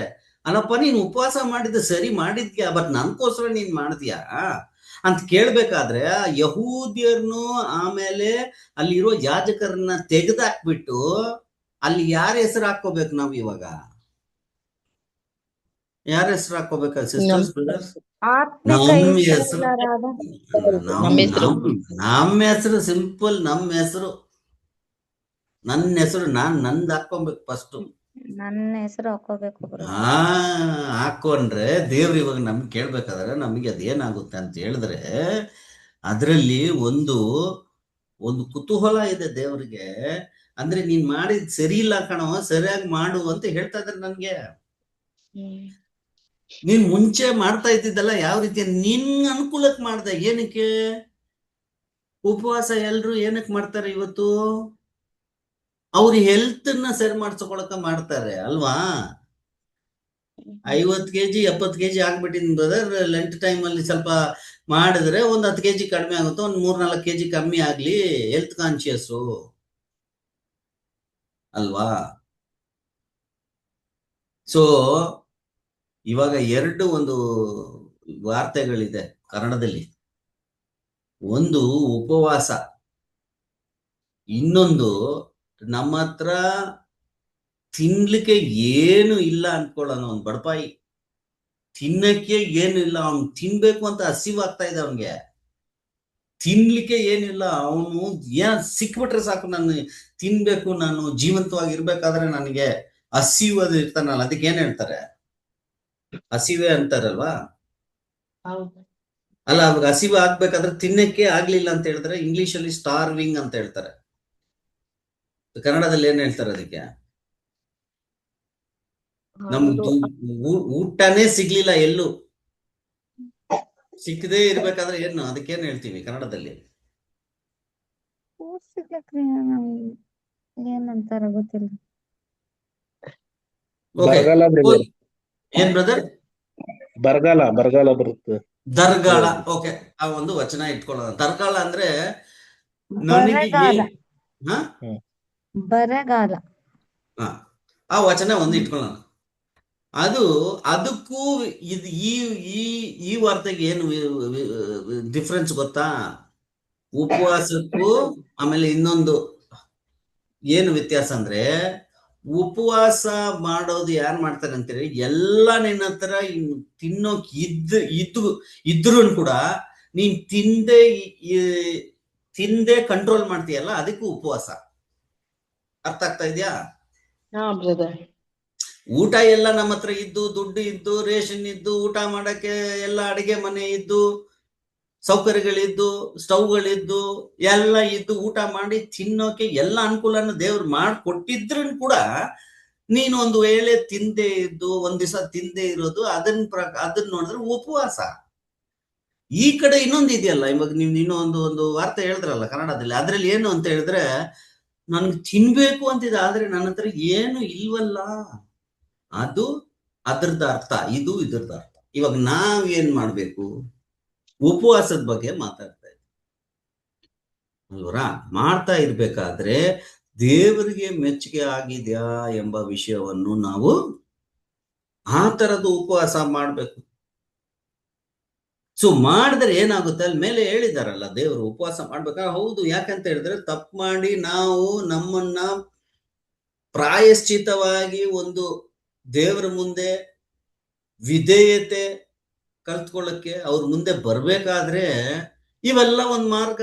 ಉಪವಾಸ ಮಾಡ್ಕೊಂಡು ನಮ್ಮನ್ನು ತಗ್ಗಿಸ್ಕೊಂಡು ಕ್ಷಮಾಪಣೆ ಕೇಳ್ಕೊಂಡು, ನಾನು ಇನ್ ಮುಂದೆ ತಪ್ಪನ್ನು ಮಾಡಿಲ್ಲ, ಮಾಡೋದಿಲ್ಲ, ಮಾಡಿರೋ ತಪ್ಪು ಇನ್ ಮುಂದೆ ಮಾಡಲ್ಲ, ನನ್ಗೆ ಕ್ಷಮಿಸಿ, ನಮ್ಮನ್ನು ತಗ್ಗಿಸ್ಕೊಂಡು ಹೋಗಿ ಅವ್ರ ಹತ್ರ ಕೇಳಿದ್ರೆ ಅವನು ಏನ್ ಮಾಡ್ತಾರೆ? The god is gracious and compassionate. ದೇವರು ಪ್ರೀತಿ ಸ್ವರೂಪ ಉಳ್ಳವರು, ಕ್ಷಮಾಪಣೆ ಯಾವಾಗಲೂ ಮಾಡ್ತಾರೆ. ಆ ರೀತಿಯಾಗಿ ಹೋದ್ರೆ ಮಾಡ್ತಾರೆ. ಆಗ ಮಾಡ್ಬೇಕಾದ್ರೆ ಇವಾಗ ಯೇಸು ಸ್ವಾಮಿ ಅಲ್ಲಿ ಫರಿಸಿಯರ್ಗೆ ಹೇಳಿದ ಮಾತುಗಳಿಗೆ ಬಂದ್ಬಿಡಲ್ಲ. ಅವ್ರು ಕೇಳ್ತಾ ಇದಾರಲ್ಲ, ಅಲ್ಲಪ್ಪ ನ್ಯಾಯ ಪ್ರಮಾಣದಲ್ಲಿ ಉಪವಾಸ ಮಾಡ್ಬೇಕು ಅಂತ ಇದೆ, ನಾವ್ ಎಲ್ರು ಕೂಡ ಮಾಡ್ತಾ ಇದೀವಿ, ಯೋಹಾನ್ ಸ್ಥಾನಿಕನಾದ ಯೋಹಾನ್ ಶಿಷ್ಯರು ಕೂಡ ಮಾಡ್ತಾ ಇದಾರೆ, ನಿನ್ನ ಶಿಷ್ಯಗಳು ಮಾಡ್ತಾ ಇಲ್ವಲ್ಲ, ಅದು ಏನು ಯಾವ ರೀತಿಯಾಗಿ ನಿಮ್ಮ ಧರ್ಮ ಅಪ್ಪ ಅಂತ ಕೇಳ್ತಾರೆ. ಅವಾಗ ಅವ್ರು ಹೇಳೋ ಮಾತು ಅಂತ ಅಂತ ಹೇಳಿದ್ರೆ ನಾವು ಓದ್ವಲ್ಲ, ಸ್ಟಾರ್ಟಿಂಗ್ ಎಲ್ಲ ಓದ್ವಿ ಅಲ್ವಾ?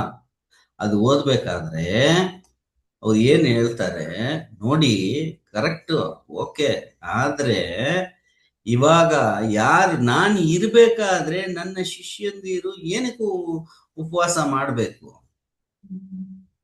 ಮದಲಿಂಗನ್ ಇರ್ಬೇಕಾದ್ರೆ ಶಿಷ್ಯರು ಮಾಡತಕ್ಕಂತ ಸನ್ನಿವೇಶ ಬೇಕಾಗಿಲ್ಲ. ಮದಲಿಂಗ ಹೋಗಿದ ಮೇಲೆ ಮೊದಲ ಗೀತಿ ಮಾಡೋಕಂತ ಒಂದು ಸನ್ನಿವೇಶ ಬರುತ್ತೆ, ಅವಾಗ ಅವ್ರು ಮಾಡ್ತಾರೆ. ಅವಾಗ ಇದಕ್ಕೆ ಉತ್ತರ ಬಂದ್ಬಿಟ್ಟು, ಇವಾಗ ನಮ್ ಜೊತೆಲಿ ಮದಲಿಂಗ ಇದ್ದಾರಾ ಇಲ್ವಾ? ಇದಾರೆ ಬ್ರದರ್. ಇದ್ದಾರೆ. ನಮ್ಮ ಜೊತೆಲಿ ಇದ್ದಾರೆ. ಓಕೆ. ಅಲ್ಲಿ ಯಹೂದ್ಯರ ಜೊತೆಲಿ ಈ ಪ್ರಶ್ನೆ ಕೇಳ್ಬೇಕಾದ್ರೆ ಇರೋ ತರ ಇವಾಗಿದ್ದಾರ ನಮ್ ಜೊತೆಲಿ? ಅಲ್ಲಿದ್ರು, ಮಾಂಸದಲ್ಲಿದ್ರು, ಮನುಷ್ಯನಾಗಿ ಅಲ್ಲೇ ಬಾಳ್ತಾ ಇದ್ರು.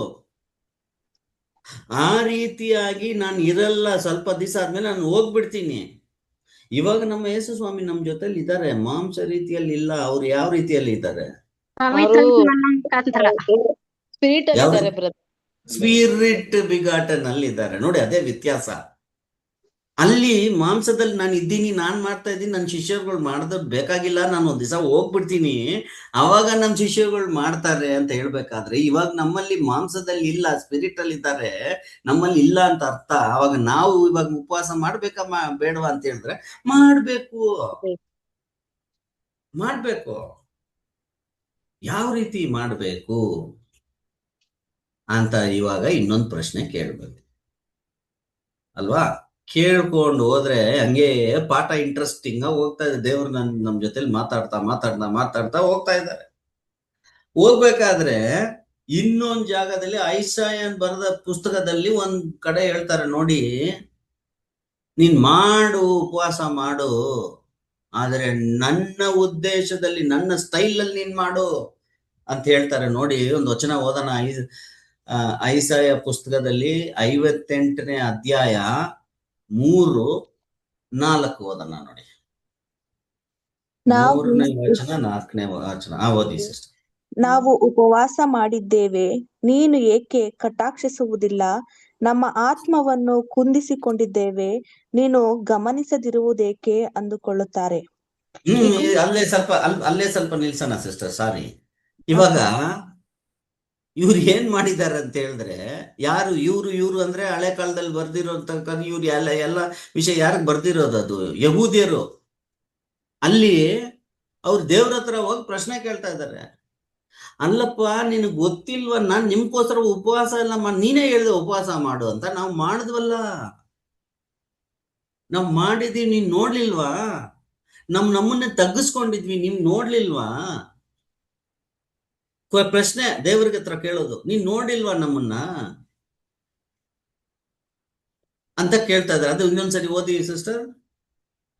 ನಾವು ಉಪವಾಸ ಮಾಡಿದ್ದೇವೆ, ನೀನು ಏಕೆ ಕಟಾಕ್ಷಿಸುವುದಿಲ್ಲ?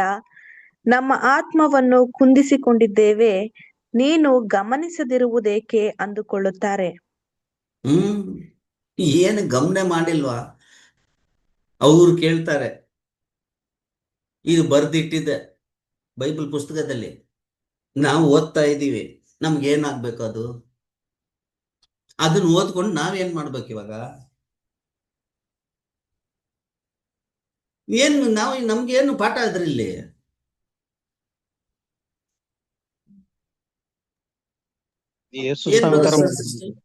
ಏನ್ ಪಾಠ ನಮ್ಗೆ? ಸಿಂಪಲ್ ಆಗಿದೆಪ್ಪ ಇಲ್ಲಿ. ಅದನ್ನ ನೋಡ್ಕೊಂಡು ಏನು ಪಾಠ ನಮ್ಗೆ ಇವಾಗ? ಅವ್ರು ಒಂದ್ ಪ್ರಶ್ನೆ ಕೇಳ್ಬಿಟ್ರು, ದೇವ್ರು ನೀನ್ ಹೇಳಿದ್ಯಾ ನನ್ಗೆ ಉಪವಾಸ ಮಾಡಿ, ನಾ ಮಾಡ್ದೆ, ತಗ್ಗಿಸ್ಕೊ ಅಂತ ಹೇಳಿದ್ರು, ತಗ್ಗಿಸ್ಕೊಂಡೆ, ನೀನ್ ನನ್ನನ್ನು ನೋಡಿಲ್ವಾ ಅಂತ ಅವ್ರು ಪ್ರಶ್ನೆ ಕೇಳ್ತಾರೆ. ಅದನ್ನ ಓದಿದ್ದೀವಿ, ಅದರಿಂದ ನಾವ್ ಏನ್ ತಿಳ್ಕೊಬೇಕು ಇವಾಗ? ನಮ್ಗೇನ್ ಪಾಠ?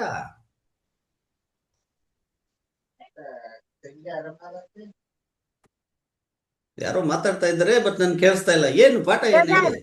ಈಗ ಅವ್ರ ಚಿತ್ತಾನುಸಾರವಾದದ್ದು ಉಪವಾಸ ಯಾವುದು ಅಂತ ನಾವು ತಿಳ್ಕೊಬೇಕು. ಕರೆಕ್ಟ್, ಸರಿ, ಅದು ಕರೆಕ್ಟ್. ಓಕೆ, ನಾವು ನೋಡೋಣ, ಓದೋಣ ಮುಂದೆ, ನಾವು ಹಿಂಗೆ ತಿಳ್ಕೊಡೋಣ. ಅಂದ್ರೆ ಅವರು ಅಂತಿದ್ರೆ ಯಹೂದಿಯರ್ನ ಹೆಸರು ಅದನ್ನ ಬದಲಾವಣೆ ಮಾಡಿ ನಮ್ಮ ಹೆಸರಲ್ಲಿ ಹಾಕೊಬೇಕು. ಹಾಕಿ ನಾವು ಅವ್ರನ್ನ ಕೇಳ್ಬೇಕಾದ್ರೆ ಫಸ್ಟ್ ನಮ್ಮ ಮನಸ್ಸಲ್ಲಿ ಏನ್ ಬರ್ಬೇಕು? ನಾನು ಕೇಳಕ್ಕೆ ಅವ್ರಿಗೆ ಯೋಗ್ಯತೆ ಉಳ್ಳವನ ಅಂತ ನಾವು ತಿಳ್ಕೊಬೇಕು. ಅಂದ್ರೆ ನಾವು ಪ್ರಾರ್ಥನೆ ಮಾಡ್ತಕ್ಕಂಥ ದೇವರ ಒಂದು ಸ್ವರೂಪ ಯಾವ ರೀತಿಯಲ್ಲಿದ್ದಾರೆ ಅವರು? ದೇವರು ಏನ್ ದೇವರು? ಅವರು ಅಬ್ರಹಾಮನ ದೇವನು, ಐಸಾಕನ ದೇವನು, ಯಾಕೋಬನ ದೇವನು, ಲೋಕವನ್ನು ಸೃಷ್ಟಿ ಮಾಡಿರುವ ದೇವರು. ಅವರು ಯಾವಾಗ್ಲೂ ಕೂಡ ಏನ್ ಮಾಡ್ತಾರೆ? ಇಂಗ್ಲಿಷ್ ಅಲ್ಲಿ ಹೇಳ್ತಾರೆ, ಈ ನೆವರ್ ಸ್ಲಂಬರ್ಸ್ ಆರ್ ಸ್ಲೀಪ್ಸ್. ತೂಗುಡಿಸುವುದಿಲ್ಲ, ನಿದ್ರಿಸುವುದಿಲ್ಲ. ಹೌದು, ನೋಡಿ, ಅದೇ ಮಾತು. ತೂಗಿಸುವುದಿಲ್ಲ, ನಿದ್ರೆ ಮಾಡೋದು ಇಲ್ಲ ಅಂತ ದೇವರು ನಮ್ಮ ಒಂದು ನಾಲೆಜ್ ಅಲ್ಲಿ ಇದ್ರೆ ನಾವು ದೇವರಿಗೆ ಪ್ರಶ್ನೆ ಕೇಳ್ತೀವ? ನೀನು ಯಾವಾಗ್ಲೂ ನಿದ್ದೆನೆ ಮಾಡಲ್ಲ, ತೂಗಿಸೋದು ಇಲ್ಲ, ಅದು ಒಂದು ನೂತನ ಸೃಷ್ಟಿ ಆದ್ರೆ ನಿನ್ ಗಮನ ಇನ್ನೂ ಹೆಚ್ಚಿಗೆ ಆ ಮಗನ ಮೇಲೆ ಇರುತ್ತೆ. ನಾವು ಮಾಡ್ತಕ್ಕಂತ ಒಂದು ಈ ಏನಂತ ಹೇಳಿದ್ವಿ ನಾವು, ಅದು ಫಾಸ್ಟಿಂಗ್, ಅದನ್ನ ನೀವು ನೋಡಿಲ್ವಾ ಅಂತ ನಾವು ಕೇಳಕ್ಕೆ ಅವ್ರನ್ನ ಮನ್ಸು ಬರುತ್ತಾ? ನಮ್ಗೆ ಬರಲ್ಲ, ಬರಬಾರ್ದು ಕೂಡ. ಯಾಕು ಅಂತ ಹೇಳಿದ್ರೆ ದೇವ್ರು ನಮ್ಮನ್ನ ನೋಡ್ತಾ ಇರ್ತಾರ. ನಾವು ಮಾಡಿದ್ಮೇಲೆ ನಮ್ಮ ಪಾಲ್ ದೇವ್ರಿಗೆ ಬಿಟ್ಬಿಡ್ಬೇಕು. ಅದಕ್ಕೆ ರಿಸಲ್ಟ್ ಕೊಡ್ತಾರ ಇಲ್ವಾ, ನೀನ್ ಕೊಡ್ಲಿಲ್ವಲ್ಲ ಅಂತ ಅವ್ರನ್ನ ಕೇಳಕ್ ಆಗುತ್ತಾ? ಆದ್ರೆ ಯಹೂದ್ಯರು ಕೇಳಿದ್ರು, ಅದಕ್ಕೆ ಯಹೂದ್ಯರು ಅವ್ರ ಮುಂದೆ ಫೇಲ್ ಆಗ್ಬಿಟ್ರು. ಆದ್ರೆ ನಾವು ಏನ್ ಮಾಡ್ಬೇಕು? ಆತರ ಆಗದೆ ಇರೋದಿಕ್ಕೆ ನಮ್ಮ ಯೋಚನೆ, ಅದಕ್ಕೆ ಪರಿಶುದ್ಧಾತ್ಮ ಆ ವಚನಗಳು ನಮ್ ಮುಂದೆ ಬಂದು ನಿಂತ್ಕೊಳುತ್ತೆ. ದೇವರ ವಾಕ್ಯದಲ್ಲಿ ಬರ್ದಿದ್ಯಲ್ಲ, ಅವರು ನಿದ್ದೆನ್ ಮಾಡೋದಿಲ್ಲ, ತೂಗೋದು ಇಲ್ಲ ಅಂತ ಇರ್ಬೇಕಾದ್ರೆ ನಾನು ಮಾಡ್ತಕ್ಕಂಥ ವಿಷಯಗಳು ಅವ್ರು ನೋಡಲ್ವಾ? ನೋಡ್ತಾ ಇದ್ದಾರೆ, ಅದ್ರ ಆನ್ಸರ್ ಯಾಕೆ ಕೊಡ್ತಾ ಇಲ್ಲ ಅಂದ್ರೆ ದೇವ್ರು ಇಮಿಡಿಯೇಟ್ ಆಗಿ ಆನ್ಸರ್ ಕೊಡಲ್ಲ, ಸ್ವಲ್ಪ ದಿವಸ ಇಟ್ಕೊಂಡೇ ಕೊಡೋದು. ಯಾಕಂದ್ರೆ ಅವ್ರಿಗೆ ಒಳ್ಳೇದ್ ಕೆಟ್ಟದ್ದು ಯಾವ್ದು, ನನ್ನ ಮಗನಿಗೆ ನನ್ನ ಮಗಳಿಗೆ ಯಾವ್ದು ಒಳ್ಳೇದ್ ಕೆಟ್ಟದ್ದು ಅವ್ರಿಗೆ ನಮ್ಕಿನ್ನ ಅವ್ರಿಗೆ ಚೆನ್ನಾಗಿ ಗೊತ್ತಿರುತ್ತೆ. ಅಂತ ಸನ್ನಿವೇಶದಲ್ಲಿ ಅವರ ಕೈಯಲ್ಲಿ ಅಡಗಿರ್ಬೇಕು ನಾವು. ಅವಾಗ ದೇವ್ರನ್ನ ಕೇಳ್ಬೇಕು. ಏನಂತ ಹೇಳಿದ್ರೆ ದೇವ್ರು ನಮ್ಮ ಹತ್ರ ಮಾತಾಡ್ತಾರೆ. ಎಲ್ಲಿ ಮಾತಾಡ್ತಾರೆ ಅಂತ ಹೇಳಿದ್ರೆ ಅದೇ 58ನೇ ಅಧ್ಯಾಯದಲ್ಲಿ 6ರಿಂದ 7 ಓದೋಣ ನೋಡಿ. 6ರಿಂದ 7. ನೋಡಿರಿ, ಕೇಡಿನ ಬಂಧಗಳನ್ನು ಬಿಚ್ಚುವುದು, ನೊಗದ ಕಣ್ಣುಗಳನ್ನು ಕಳಚುವುದು, ಜಜ್ಜಿ ಹೋದವರನ್ನು ಬಿಡುಗಡೆ ಮಾಡುವುದು, ನೊಗಗಳನ್ನೆಲ್ಲ ಮುರಿಯುವುದು, ಹಸಿದವರಿಗೆ ಅನ್ನವನ್ನು ಹಂಚುವುದು, ಅಲೆಯುತ್ತಿರುವ ಬಡವರನ್ನು ಮನೆಗೆ ಬರಮಾಡಿಕೊಳ್ಳುವುದು, ಬೆತ್ತಲೆಯವರನ್ನು ಕಂಡಾಗೆಲ್ಲ ಅವರಿಗೆ ಹೊದಿಸುವುದು, ನಿನ್ನಂತೆ ನರನಾಗಿರುವ ಯಾವನಿಗೇ ಆಗಲಿ ಮುಖ ತಪ್ಪಿಸಿಕೊಳ್ಳದಿರುವುದು, ಇವುಗಳೇ ನನಗೆ ಇಷ್ಟವಾದ ಉಪವಾಸ ವ್ರತ ಅಲ್ಲವೇ? ನೋಡಿ, ದೇವ್ರು ಹೇಳ್ಬಿಟ್ರು ಯಾವ ರೀತಿ ಉಪವಾಸ ಮಾಡ್ಬೇಕು ನೀನು ನೂತನ ಸೃಷ್ಟಿಯಾಗಿದ್ರೆ ಅಂದ್ರೆ ಇದೇ ರೀತಿಯಾದ ಉಪವಾಸ. ನಾವು ಇಷ್ಟು ದಿವಸ ಮಾಡ್ತಕ್ಕಂತ ಇದ್ದಿದ್ದು ಲೋಕದ ಪ್ರಕಾರ ಉಪವಾಸ ಮಾಡಿದ್ವಿ, ಅದ್ರಲ್ಲಿ ಏನ್ ತಪ್ಪಿಲ್ಲ, ನಮ್ ತಿಳುವಳಿಕೆ ಇರ್ಲಿಲ್ಲ, ಮಾಡ್ತಾ ಇದ್ವಿ. ಇವಾಗ ದೇವರು ನಮ್ಮ ಹತ್ರ ಇವತ್ತು ಕೂತ್ಕೊಂಡು ಮಾತಾಡಿ ತಿಳುವಳಿಕೆ ಕೊಡ್ಬೇಕಾದ್ರೆ ನಾವ್ ಏನ್ ಮಾಡ್ಬೇಕು? ಹಳೇದನ್ ಮರ್ತು ಹೊಸ ತರದ ಉಪವಾಸ ಮಾಡ್ಬೇಕು ದೇವ್ರ ಹತ್ರ. ಮೊಟ್ಟ ಮೊದಲನೇ ಪ್ರಶ್ನೆ, ನಾವು ಸತ್ಯ ಮಾನವರಾಗಿ ತಿಳುವಳಿಕೆ ತಿಳ್ಕೊಂಡು ನೂತನ ಸೃಷ್ಟಿ ಬಾಳ್ಬೇಕಾದ್ರೆ ಉಪವಾಸ ಮಾಡ್ಬೇಕಾ ಎಂಬ ಪ್ರಶ್ನೆ ಒಂದು ಕೇಳಿದ್ರೆ ಹೌದು, ಮಾಡ್ಲೇಬೇಕು. ಯಾಕೆ? ಯೇಸು ಸ್ವಾಮಿ ಕೂಡ ಮಾಡಿದ್ರು. ಆದ್ರೆ ಯಾವ ರೀತಿ ಮಾಡ್ಬೇಕು? ಇದೇ ರೀತಿ ಮಾಡ್ಬೇಕು. ದೇವರಿಗೆ ಮೆಚ್ಚುಗೆ ಆಗ್ತಕ್ಕಂತ ಉಪವಾಸ ಮಾಡ್ಬೇಕು. ಯೇಸು ಸ್ವಾಮಿ ಮಾಡಿದ್ರ? ಹೌದು, ಅದೇ ತೀಗ ಮಾಡಿದ್ರು. ಅದು ಮಾಡ್ಬೇಕು, ಆದ್ರೆ ನೀನ್ ಎಲ್ರಿಗೂ ಗೊತ್ತಾಗ್ಬಾರ್ದು ನೀನ್ ಮಾಡ್ತಕ್ಕಂತ ಉಪವಾಸ ರಹಸ್ಯವಾಗಿ ಮಾಡ್ಬೇಕು ಅಂತ ಅದು ಕೂಡ ಹೇಳ್ಬಿಟ್ರು ಯೇಸು ಸ್ವಾಮಿ. ಮತ್ತೆ ಏನ್ ಬರ್ದ ಸುವಾರ್ತೆದಲ್ಲಿ ಅಲ್ಲಿ ಓದ್ವಿ ನಾವು, ಸೀಕ್ರೆಟ್ ಆಗಿ ಮಾಡಿ ಅಂತ ಹೇಳಿದ್ರು. ಸೊ ಇದನ್ನ ಇವಾಗ ನಾವು ಸೀಕ್ರೆಟ್ ಆಗಿ ಮಾಡ್ಬೇಕು. ನೋಡಿ, 6-7 ವಚನದಲ್ಲಿ ಇರೋದು ಸೀಕ್ರೆಟ್ ಆಗಿ ನಾವು ಮಾಡ್ಬೇಕು. ಯಾವ ರೀತಿ ಮಾಡ್ಬೇಕಂದ್ರೆ ಇವಾಗ ಒಂದೊಂದೇ ನೋಡ್ಬಿಡೋಣ. ಇದನ್ನ ಒಂದೇ ವಾರ್ತೆಗಳನ್ನ ತಗೊಂಡು ಇಬ್ಬರನ್ನ ಅಲ್ಲಿ ಹಾಕೊಂಡು ಹೋಲಿಕೆ ಮಾಡಿ ನೋಡೋಣ. ಒಂದು ವಚನ ತಗೊಂಡು ಯೇಸು ಸ್ವಾಮಿನ ಹಾಕೊಂಡು ಹೋಲಿಕೆ ಮಾಡಿ ನೋಡಿ, ಅವ್ರು ಆ ರೀತಿ ಉಪವಾಸ ಮಾಡಿದ್ರ ಅಂತ ಹೇಳಿ ನೋಡ್ಕೊಂಡು ಆಮೇಲೆ ನಾವು ಆ ರೀತಿ ಮಾಡ್ತಾ ಇದ್ವಾ? ಖಂಡಿತವಾಗಿ ಇಲ್ಲ ಅಂತ ಹೇಳಿದ್ರೆ ಇನ್ನು ಮುಂದೆ ಮಾಡಕ್ ಪ್ರಯತ್ನ ಪಡ್ಬೇಕು. ಇಷ್ಟೇ ಇದ್ರಲ್ಲಿ ಇರೋ ಪಾಠ. ನಂಬರ್ 1, 6ನೇ ಅಧ್ಯಾಯದಲ್ಲಿ ಮೊಟ್ಟ ಮೊದಲನೇದಾಗಿ ಏನ್ ಹೇಳ್ತಾ ಇದ್ದಾರೆ ಸಿಸ್ಟರ್? ಓದಿ. ಕೇಡಿನ ಬಂಧಗಳನ್ನು ಬಿಚ್ಚುವುದು. ಅದೇ, ಅಲ್ಲಿಗೆ ಸ್ಟಾಪ್ ಮಾಡೋಣ. ಕೇಡಿನ ಬಂಧಗಳನ್ನು ಬಿಚ್ಚುದು, ಅದನ್ನ ಬಿಚ್ಚಬೇಕು. ಅದು ಒಂಥರ ಉಪವಾಸ, ದೇವರಿಗೆ ಮೆಚ್ಚಬೇಕಂತ ವಿಶ್ವಾಸ. ಅದು ಉಪವಾಸ. ಯೇಸು ಸ್ವಾಮಿ ಅದನ್ನ ಮಾಡಿದ್ರ ಅಂತ ಹೇಳಿದ್ರೆ, ಈ ಲೋಕದಲ್ಲಿ ಬಂದು ನಮ್ಮನ್ನ ಚೈನಲ್ಲಿ ಕಟ್ಟಾಕ್ಬಿಟ್ಟಿತ್ತು. ಏನ್ ಕಟ್ಟಾಕಿದ್ರು ಚೈನಲ್ಲಿ? ನಮ್ಮ ಪಾಪದ ಪರಿಹಾರ ಮರಣ ಬಂದಿತ್ತು. ಆ ಮರಣದೊಳಗಡೆ ಮನುಷ್ಯ ಕುಲ ಕಂಪ್ಲೀಟ್ ಆಗಿದ್ರು, ಆ ಬಂಧನದಲ್ಲಿದ್ರು, ಆ ಸೆರೆಮನೆಯಲ್ಲಿತ್ತು. ಆ ಸೆರೆಮನೆಗೆ ಒಂದು ಚೈನ್ ಹಾಕಿ ಲಾಕ್ ಮಾಡಿದ್ರು. ಅದನ್ನ ಓಪನ್ ಮಾಡ್ಬಿಟ್ರು ನೋಡಿ ಯೇಸು ಸ್ವಾಮಿ. ಯಾವ ರೀತಿ ಮಾಡಿದ್ರು? ನೆಕ್ಸ್ಟ್ ವಚನ ಓದಿ ಸಿಸ್ಟರ್. ನೆಕ್ಸ್ಟ್ ಓದಿ ಸಿಸ್ಟರ್, ಅದರಲ್ಲೇ ಕಂಟಿನ್ಯೂ ಮಾಡಿ. ನೊಗದ ಕಣ್ಣಿಗಳನ್ನು ಕಳಚುವುದು. ಇವಾಗ ಯಾವ ರೀತಿ ಫಸ್ಟ್ ಚೈನ್ ಲೂಸ್ ಮಾಡೋದು ನೋಡೋಣ. ಚೈನ್ ಲೂಸ್ ಮಾಡಿದ್ ಯಾರಂದ್ರೆ, ಮಾಡಿದ್ ಹೆಂಗೆ ಅಂತ ಹೇಳಿದ್ರೆ, ಇನ್ಜಸ್ಟಿಸ್ ಆಗಿ ಮಾಡಿದ್ರು.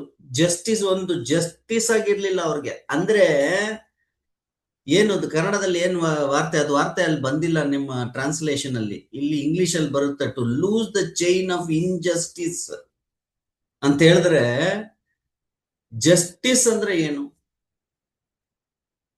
ಜಸ್ಟಿಸ್ ಅಂದ್ರೆ ಅದಕ್ಕೆ ಏನು? ನ್ಯಾಯವಾಗಿ ಮಾಡೋದೇ ಜಸ್ಟಿಸ್. ಅನ್ಯಾಯವಾಗಿ ಮಾಡೋದು ಇನ್ಜಸ್ಟಿಸ್. ನಾವೆಲ್ಲ ಅನ್ಯಾಯವಾಗಿ ಯೇಸು ಸ್ವಾಮಿ ನಮ್ಮ ಅನ್ಯಾಯತೆಯನ್ನ ಅವರು ನ್ಯಾಯವಾಗಿದ್ದು ಅವ್ರ ಮೇಲೆ ತಗೊಂಡು ನಾವು ಮಾಡಿರೋ ಅನ್ಯಾಯಕ್ಕೆ ಅವರು ತನ್ನ ಜೀವನ ಕೊಟ್ಟಿದ್ದಲ್ವಾ, ಅದನ್ನೇ ಇನ್ಜಸ್ಟಿಸ್ ಅಂತ ಕರೀತಾರೆ. ಅವ್ರ ಮೇಲೆ ತಪ್ಪೇ ಇರ್ಲಿಲ್ಲ ಪಾಪ, ನಮ್ಮ ಪಾಪವನ್ನೆಲ್ಲ ಅವ್ರ ಮೇಲೆ ತಗೊಂಡು ನಮ್ಗೋಸ್ಕರ ಒಂದು ಮರಣವನ್ನು ಕೊಟ್ಟು ರಕ್ತನ್ ಸುರಿದು ತಂದೆ ಇಚ್ಛೆಯಂತೆ ಮಾಡಿ ಈ ಲೋಕದ ಕುರಿಮರಿ ಆಗಿ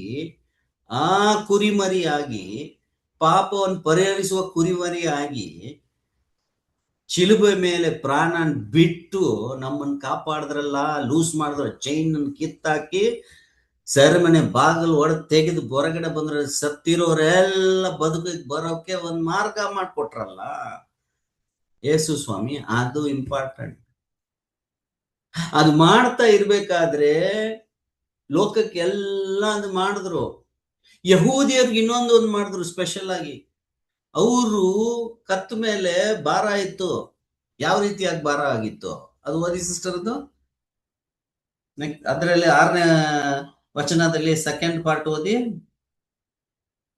ನೊಗದ ಕಣ್ಣಿಗಳನ್ನು ಕಳಚುವುದು, ಜಜ್ಜಿ ಆ ನೊಗ ಇತ್ತು ಅವ್ರ ಮೇಲೆ. ನೊಗ ಅಂತ ಹೇಳಿದ್ರೆ ಏನು ನಮ್ಗೆಲ್ಲ ಗೊತ್ತಿರುತ್ತಲ್ಲ. ಎತ್ತಿನ ಗಾಡಿಯಲ್ಲಿ ಆ ನುಗ ಇರುತ್ತಲ್ಲ, ಎತ್ತ ಮೇಲೆ ಇರುತ್ತೆ. ಎಲ್ಲಿರುತ್ತೆ ಎತ್ತ ಮೇಲೆ? ಹೆಗಲ್ ಹೆಗಲ ಮೇಲೆ. ಮೇಲೆ. ಹೆಗಲ ಮೇಲೆ ಇರುತ್ತೆ. ಅಲ್ಲೇ ಭಾರ. ಅದಕ್ಕೆ ಅದು ಎಳ್ಕೊಂಡು ಹೋಗ್ಬೇಕು. ಅದೇ ರೀತಿ ಯಹೂದಿಯರಿಗೂ ಒಂದು ಭಾರ ಇತ್ತು. ಏನದು? ನ್ಯಾಯ ಪ್ರಮಾಣ. ಅವ್ರಿಗೆ ಭಾರಿ ಕಷ್ಟವಾಗಿತ್ತು. ಕಟ್ಟಳೆ. ಹೌದು, ಕಟ್ಟಳೆಗಳು, ನ್ಯಾಯ ಪ್ರಮಾಣಗಳು, ಕಟ್ಟಳೆ ಇಷ್ಟೊಂದು ಇರ್ಬೇಕಾದ್ರೆ ಅವ್ರಿಗೆ ಕಷ್ಟವಾಗಿತ್ತು. ಆ ಕಟ್ಟಳೆಗಳನ್ನೆಲ್ಲ ಅದನ್ನ ಫಾಲೋ ಅಪ್ ಮಾಡಕ್ಕೆ. ಅದನ್ನ ಏನ್ ಮಾಡಿದ್ರು, ಆ ವೇಟ್ ತೆಗೆದು ಇವ್ರ ವೆಯ್ಟ್ ಹಾಕೊಂಡ್ರು, ಇವ್ರ ಮೇಲೆ ಹಾಕೊಂಡ್ರು, ಹೆಗಲ್ ಮೇಲೆ ಹಾಕೊಂಡು ಅದನ್ನೆಲ್ಲ ಪೂರ್ತಿ ಪರಿಪೂರ್ಣವಾಗಿ ಮಾಡಿದ್ರು ಯೇಸು ಸ್ವಾಮಿ. ಮಾಡಿ ಇನ್ನು ಮುಂದೆ ನಿಮ್ಗೆ ಬೇಕಾಗಿಲ್ಲಪ್ಪ, ಇನ್ನು ಮುಂದೆ ನೀವು ಮಾಡ್ತಕ್ಕಂಥದ್ದೇ ಸಿಂಪಲ್ ಆಗಿ 2 ವಿಷಯ ಮಾಡಿ. ತಂದೆಯ ದೇವರಿಗೆ ಯಾವ ರೀತಿಯಾಗಿ ನಾವು ಅವ್ರನ್ನ ಪ್ರೀತಿ ಮಾಡ್ಬೇಕು? ಪೂರ್ಣ ನಮ್ಮ ಹೃದಯ, ಪೂರ್ಣ ಹೃದಯ ಮತ್ತು ಪ್ರಾಣ, ಬುದ್ಧಿ, ಶಕ್ತಿ. ಪ್ರಾಣ ಬುದ್ಧಿ ಶಕ್ತಿಯಲ್ಲಿ ಅವ್ರಿಗೆ ಪ್ರೀತಿ ಮಾಡಿ. ಅವ್ರಿಗೆ ನೀವು ಯಾವಾಗಲೂ ಅವ್ರನ್ನ ಮೇಲೆ ಇಟ್ಟಿರಿ. 2ನೇದು ಅದು ಮೇಲೆ. ಕೆಳಗಡೆ ಇರೋದು ಏನ್ ಮಾಡ್ಬೇಕು? ಕೆಳಗಡೆ ಅಂದ್ರೆ ಭೂಮಿಯಲ್ಲಿ ಇರೋರು ಏನ್ ಮಾಡ್ಬೇಕು? ಏನ್ ಹೇಳಿದ್ರು ಯೇಸು ಸ್ವಾಮಿ? ತಾನು ನಿರಾಕರಿಸಿ ಶಿಲುಬೆ ಹೊತ್ಕೊಂಡು. ಅದಲ್ಲ ನಿನ್ನಂತೆಯೇ ನಿನ್ನ ನಿನ್ನಂತೆ ನೆರೆಯವನನ್ನು ನಿನ್ನ ಪ್ರೀತಿಸು. ನೆರೆಯವನನ್ನು ಪ್ರೀತಿಸಬೇಕು. ಯಾರು ನಮ್ ನೆರೆಯವರು? ನಮ್ಮ ಮನೆಯಲ್ಲಿರೋರು ಮಾತ್ರನಾ? ಇಲ್ಲ ನಮ್ಮ ಕುಟುಂಬದವ್ರ? ನಮ್ಮ ಪಕ್ಕದ ಮನೆಯಲ್ಲಿ ಮಾತ್ರನಾ? ಇಲ್ಲ ನಮ್ಮ ಒಂದು ಡಿಸ್ಟ್ರಿಕ್ಟ್ ಅಲ್ಲಿ ಇದೀವಿ ಅವ್ರು ಮಾತ್ರನಾ? ಇಲ್ಲ ಒಂದು ರಾಜ್ಯದಲ್ಲಿದ್ದೀವಿ ಅದು ಮಾತ್ರನಾ? ಅಲ್ಲ ನಮ್ಮ ಒಂದು ದೇಶದಲ್ಲಿದ್ದೀವಿ ಅದು ಮಾತ್ರನಾ? ಈ ಲೋಕ ಫುಲ್ಲು ದೇವರು ಮಾಡಿರುವಕ್ಕಂತ ಒಂದು ಈ ಅರ್ಥ ಭೂಮಿ, ಯಾವುದೇ ಕಾಡಲ್ಲಿ ಹೋಗಿ ಯಾವುದೇ ಒಂದು ನಾಳೆ ದಿವಸ ಯಾವುದೇ ಒಂದು ಯಾವುದೇ ಏನ್ ಹೇಳ್ತಾರೆ ರಿಲಿಜಿಯಸ್ ಪೀಪಲ್ ನ ನೋಡಿದ್ರೆ ಕೂಡ ಭೇದ ಭಾವ ಇಲ್ಲದೆ ಇರೋ ಯಾರೇನಾದ್ರೂ ನೋಡಿದ್ರು ನಾವ್ ಏನ್ ಮಾಡ್ಬೇಕು? ಅವ್ರ ಪ್ರೀತಿ ತೋರಿಸ್ಬೇಕು ಅಲ್ವರ?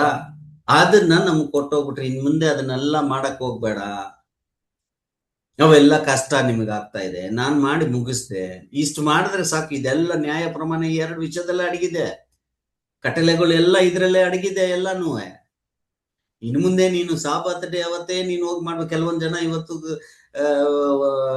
ಈಗ ಕ್ರೈಸ್ತರು ಮಾಡ್ತಾರೆ, ಸಬಾತ್ ದಿವಸ ಅವತ್ತೇ ಕೂತ್ಕೊಂಡು ಅಲ್ಲಿ ಪ್ರಾರ್ಥನೆ ಮಾಡ್ತಾರೆ. ಸಬಾತ್ ದಿವಸ ಯಾವತ್ತು ಅಂತ ಹೇಳಿದ್ರೆ ಸ್ಯಾಟರ್ಡೆ. ನಮ್ಮನ್ನ ನೋಡಿ ಹೇಳ್ತಾರೆ, ನೀವ್ ಅದ್ ಹೆಂಗ್ ಚೇಂಜ್ ಮಾಡ್ಬಿಟ್ರಿ ಅಂತ. ನಾವ್ ಮಾಡ್ಲಿಲ್ಲಪ್ಪ. ಸಾಬಾತ್ ದೇವ್ರು ಹೇಳಿದ್ರು ಸ್ಯಾಟರ್ಡೇನೆ, ಶನಿವಾರನೇ ಸಾಬಾತ್ ಡೇ. ಆದ್ರೆ ಸಂಡೇ ನೀವ್ ಯಾಕೆ ಹೋಗಿ ಪ್ರಾರ್ಥನೆಗೆ ಸೇರ್ತಾರಂತಾರೆ. ನಾವು ಸಂಡೇ ಏನಕ್ಕೆ ಸೇರ್ತೀವಿ ಅಂತ ಹೇಳಿದ್ರೆ, ಸಂಡೇನ ನಾವು ಸಾಬಾತ್ ಡೇ ಮಾಡಿಲ್ಲ. ಸಂಡೇ ನಮಗೆ ಎಲ್ರಿಗೂ ಕೂಡ ರಜಾ ದಿವಸ. ಅವತ್ತು ರಜಾ ದಿವಸ ಇರ್ಬೇಕಾದ್ರೆ ದೇವರಿಗೆ ಹೋಗಿ ನಾವು ಸೇರ್ಕೊಳ್ತೀವಿ. ಸಾಬಾತನ್ನ ನಾವು ಚೇಂಜ್ ಮಾಡಿಲ್ಲ. ಅದೇ ತರ ಸುಮಾರು ವಿಷಯಗಳನ್ನೆಲ್ಲ ನಾವು ಬಿಟ್ಟು ದೇವರಿಗೆ ಪ್ರೀತಿಯುಳ್ಳವರಾಗಿ ಮೆಚ್ಕೊಂಡು ಬಾಳಕ್ಕೆ 2 ಕಟ್ಟಲೆ ಕೊಟ್ರು ಅಲ್ವಾ? ಅದನ್ನಲ್ಲಿ ಮಾಡಿದ್ರು. ನಾವು ಇವಾಗ ಯಾವ ರೀತಿ ಮಾಡ್ಬೇಕು? ಯೇಸು ಸ್ವಾಮಿ ಮಾಡಿದ್ರು, ನಾವ್ ಹೆಂಗ್ ಮಾಡ್ಬೇಕು? ಇನ್ನೊಬ್ಬರ ಮೇಲೆ ನಮ್ಮ ನೂತನ ಸೃಷ್ಟಿಯಾಗಿ ಬಾಳ್ತಕ್ಕಂತ ಇನ್ನೊಂದು ಬ್ರದರ್ ಸಿಸ್ಟರ್ಸ್ ಗಳು ಇರ್ತಾರೆ. ಅವ್ರಿಗೆ ಕೆಲವೊಂದು ಟೈಮ್ ಅಲ್ಲಿ ಆ ಒಂದು ಮಾರ್ಗದಲ್ಲಿ ನಡಿಬೇಕಾದ್ರೆ ಬಿಕ್ಕಟ್ಟಾದ ಮಾರ್ಗದಲ್ಲಿ ನಡೀತಾ ಇದ್ದಂಗೆ ಕಷ್ಟಗಳು ಬರುತ್ತೆ. ಅವರ ಹೆಗಲ ಮೇಲೆ ತುಂಬಾ ಭಾರ ಆಗುತ್ತೆ. ಆ ಶಿಲುಬೆ ಹೊತ್ಕೊಂಡು ಹೋಗಕ್ ಭಾರ ಸ್ವಲ್ಪ ಆಗುತ್ತೆ. ಅವಾಗ ನಾವೇನ್ ಮಾಡ್ಬೇಕು? ಅವ್ರಿಗೆ ಅದನ್ನ ಸ್ವಲ್ಪ ಭಾರ ಕಡಿಮೆ ಆದಂಗೆ ಏನ್ ಮಾಡ್ಬೇಕು ಅಂತ ಹೇಳಿದ್ರೆ, ವಚನದಿಂದನೇ ಪೋಷಣೆ ಮಾಡ್ಬೇಕು.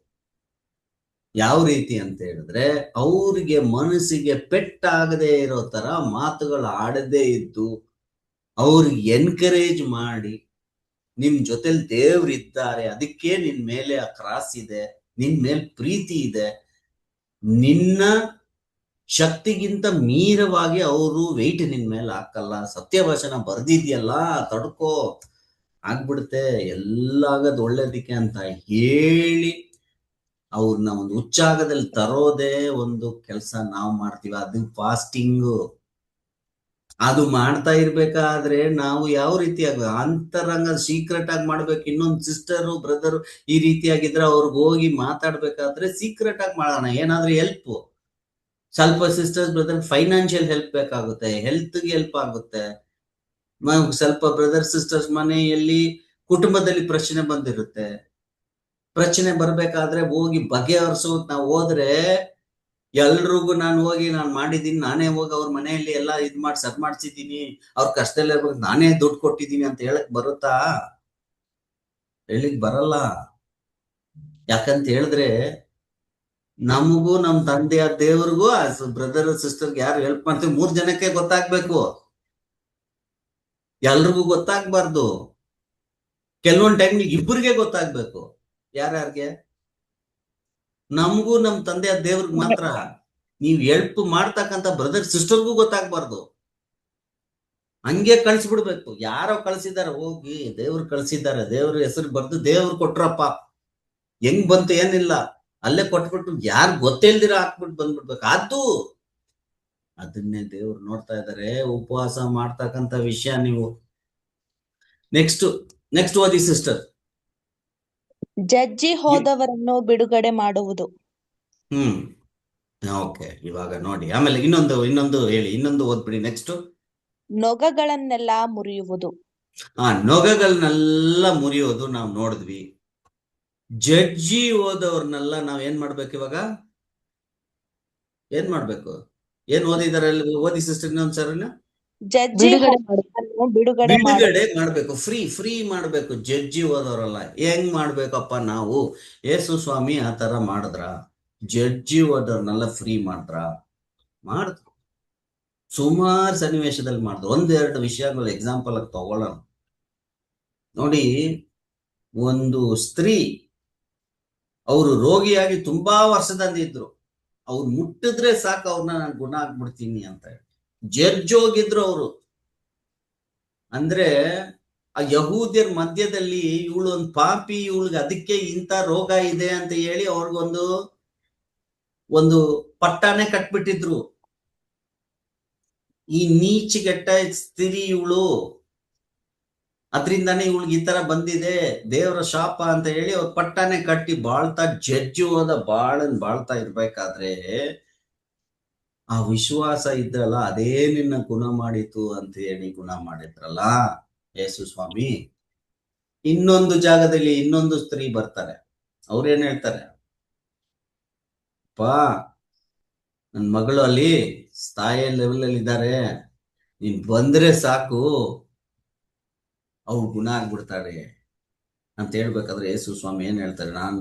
ನಾವು ಇಟ್ಟಿರುವ ಈ ಪಾತ್ರದಲ್ಲಿ ಇರುವ ಇದು, ಅದನ್ನ ಮಗನಿಗೆ ಕೊಡಕ್ ಬಂದಿದೀವಿ, ನಾನು ಸ್ವಂತ ಮಕ್ಕಳಿಗೆ ಕೊಡಕ್ ಬಂದಿದ್ದೀನಿ ಅಂತ ತಗೊಂಡ್ ನಾಯಿಗೆ ಹಾಕಕ್ಕಾಗುತ್ತಾ ಅಂತ ಹೇಳ್ತಾರೆ. ಅದ್ರ ಇನ್ನೊಂದು ಸತ್ಯ ವಿಷಯದಲ್ಲಿ ನಾವು ನೋಡಿದ್ವಿ. ಆಗಿರ್ಬೇಕಾದ್ರೆ ಅವ್ರು ಆ ಸ್ತ್ರೀ ಏನ್ ಹೇಳ್ತಾರ? ಆ ವಿಶ್ವಾಸ ನೋಡ್ಬೇಕಂದ್ರೆ ಅವ್ರು ಏನ್ ಹೇಳ್ತಾರ? ಅಲ್ಲಪ್ಪ, ತಿನ್ಬೇಕಾದ್ರೆ ಕೆಳಗಡೆ ಬೀಳೋ ಒಂದ್ ಚೂರು ಪಾರ ನಾಯಿ ನಕ್ಕುತ್ತಲ್ಲ, ಆ ನಕ್ಬೇಕಾದ್ರೆ ಆ ತರ ಏನಾದ್ರು ಚೂರು ಪಾಲ್ ಬೀಳ್ತಾರೆ ಸಾಕು, ಅದ್ರಿಂದಾನೇ ನಾವು ಗುಣ ಆಗ್ಬಿಡ್ತಂದ್ರೆ ನಿನ್ ವಿಶ್ವಾಸ ನಿನ್ ಗುಣಪಡಿಸ್ತು, ನಿನ್ ತರ ವಿಶ್ವಾಸ ನಾನು ಏನು ನೋಡಿಲ್ಲ ಅಂತ ಹೇಳ್ತಾರೆ. ಜಡ್ಜಿ ಹೋದವ್ರನ್ನ ಅಲ್ಲ, ಅವರು ಫ್ರೀ ಮಾಡಿದ್ರು. ಇವಾಗ ಅವ್ರು ಉಪವಾಸ ಮಾಡಿ ಸರಿ ಮಾಡಿದ್ರು. ಇವಾಗ ನಾವ್ ಯಾವ ರೀತಿ ಮಾಡ್ತಾ ಇದೀವಿ? ನಾವು ಜಡ್ಜಿ ಹೋದವರು ನಮ್ಮ ಹತ್ರ ಬಂದ್ರೆ ನಾವ್ ಯಾವ ರೀತಿ ಮಾಡ್ತೀವಿ? ನಾವ್ ಅದೇ ರೀತಿಯಾಗಿ ಫ್ರೀ ಮಾಡ್ತೀವ? ಅವ್ರ ಬಿಡುಗಡೆ ಮಾಡ್ತೀವಾ?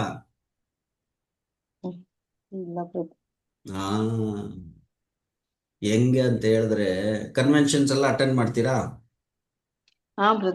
ಇದುವರೆಗೂ ಅಟೆಂಡ್ ಮಾಡಿರ್ತೀವಿ, ಎಲ್ಲರೂ ಕೂಡ ಮಾಡಿರ್ತೀವಿ. ಒಂದು ಅದ್ಭುತವಾದ ಅದು ಒಂದು ಒಂದು ವಿಷಯ, ಒಂದು ಕನ್ವೆನ್ಷನ್ ಅಟೆಂಡ್ ಮಾಡಿದೆ. ಯಾಕಂದ್ರೆ ಎಷ್ಟೊಂದು ಬ್ರದರ್ಸ್ ಸಿಸ್ಟರ್ಸ್ ಎಲ್ಲಾ ಕಡೆಯಿಂದ ಬರ್ತಾರೆ. ಮುಖ ನೋಡಿ ಅವ್ರ ಹತ್ರ ಮಾತಾಡೋದಕ್ಕೆ ದೇವರು ಒಂದು ಅದ್ಭುತವಾದ ಒಂದು ಅವಕಾಶ ನಮ್ಗೆ ಮಾಡ್ಕೊಡ್ತಾರೆ. ಎಲ್ರು ಮಾತಾಡ್ತೀವಿ, ಹೊಂದ್ಕೊಂಡು ಒಂದು ಫ್ಯಾಮಿಲಿ ತರ ಬೆಳಗ್ಗಿಂದ ಸಾಯಂಕಾಲ ತನಕ ಇರ್ತೀವಿ, ದೇವ್ರ ವಚನಗಳನ್ನೆಲ್ಲ ಕೇಳ್ತೀವಿ, ಸಂತೋಷವಾಗಿ ಮಾತಾಡ್ತಾ ಇರ್ತೀವಿ. ಇವಾಗ ಅದು ಏನಾಗ್ತಾ ಇದೆ ಸ್ಲೋಲಿ ಅಂತ ಹೇಳಿದ್ರೆ, ಫ್ರೀ ಟೈಮ್ ಅಲ್ಲಿ, ಕಾಫಿ ಕುಡಿಯೋ ಟೈಮ್ ಅಲ್ಲಿ, ಫ್ರೀ ಟೈಮ್ ಅಲ್ಲಿ ನಾವು ಮಾತಾಡಕ್ಕಂತ ವಿಷಯನೇ ಜಾಸ್ತಿ ಏನಾಗ್ಬಿಟ್ಟಿದೆ ಇವಾಗ ಕನ್ವೆನ್ಷನ್ ಅಲ್ಲಿ. ಆ ಬ್ರದರ್ ಸರಿ ಇಲ್ಲ, ಬ್ರದರ್ ಈ ಸಿಸ್ಟರ್ ಸರಿ ಇಲ್ಲ, ಇವ್ರ ಸತ್ಯದಲ್ಲಿ ಹಿಂಗಿದ್ರು, ನಾವ್ ಹಿಂಗಿದ್ವಿ, ಅವ್ರು ಇರ್ಲಿಲ್ಲ, ಇದಿರ್ಲಿಲ್ಲ, ಅದಿರ್ಲಿಲ್ಲ. ನಾವ್ ಇನ್ನ ಜಜ್ತಾ ಇದೀವಿ, ಅವ್ರನ್ನ ಬಿಡುಗಡೆ ಎಲ್ಲಿ ಮಾಡ್ತಾ ಇದ್ವಿ. ಫಸ್ಟ್ ನಾವ್ ಏನ್ ಮಾಡ್ಬೇಕು, ನಾವ್ ಸರಿ ಇದೀವಾ ಅದನ್ನ ನೋಡ್ಕೋಬೇಕು, ಅದನ್ನ ಮಾಡ್ಬೇಕು. ಮೊಟ್ಟ ಮೊದಲನೇದಾಗಿ ಯೇಸು ಸ್ವಾಮಿ ದೇವರು ಏನ್ ಹೇಳ್ತಾ ಇದಾರೆ ಅಂತ ಹೇಳಿದ್ರೆ, ನೂತನ ಸೃಷ್ಟಿ, ಇನ್ನೊಂದು ನೂತನ ಸೃಷ್ಟಿನ ಬಹಳ ಜಾಗ್ರತೆಯಿಂದ ನೋಡ್ಬೇಕು. ಅದಕ್ಕೂ ಸುಮಾರು ಪಾಠವನ್ನು ಕೊಟ್ಟಿದ್ದಾರೆ. ದಾವೀದ್ ರಾಜ ಅವರು ಒಂದು ಬಾಳಲ್ಲಿ ಆಗಿರ್ತಕ್ಕಂಥ ವಿಷಯಗಳು ನಮ್ಗೆ ಪಾಠವಾಗಿ ಕೊಟ್ಟಿದ್ರು. ಸೌಲ್ ರಾಜ ಇದ್ರು ಅವ್ರ ಮುಂಚೆ ಇರೋರು. ದಾವೀದ್ ರಾಜ ಅವ್ರು ಕೊಲೆ ಮಾಡಕ ಅವಕಾಶ ಇದ್ರನ್ ಕೂಡ ಮಾಡಿಲ್ಲ. ಯಾಕೆ ಮಾಡಿಲ್ಲ ಅಂತ ಕೇಳಿದ್ರೆ ಏನ್ ಹೇಳ್ತಾರೆ, ದೇವರ ಅಭಿಷೇಕಿಸಲ್ಪಟ್ಟ ಯೆಹೋವನ ಅಭಿಷಕ್ತನನ್ನು ನನ್ನ ದೇವರು ಮುಟ್ಟಬಾರದು. ನನ್ನ ಅಭಿಷೇಕ ಮಾಡಿರುವ ಅದೇ ದೇವರು ಅವ್ರನ್ನು ಅಭಿಷೇಕ ಮಾಡಿದ್ರಲ್ಲ, ಮಾಡಿರುವ ಮನುಷ್ಯನ ನಾನ್ ಹೆಂಗ್ ಕೊಲ್ಬಲ್ಲೆ?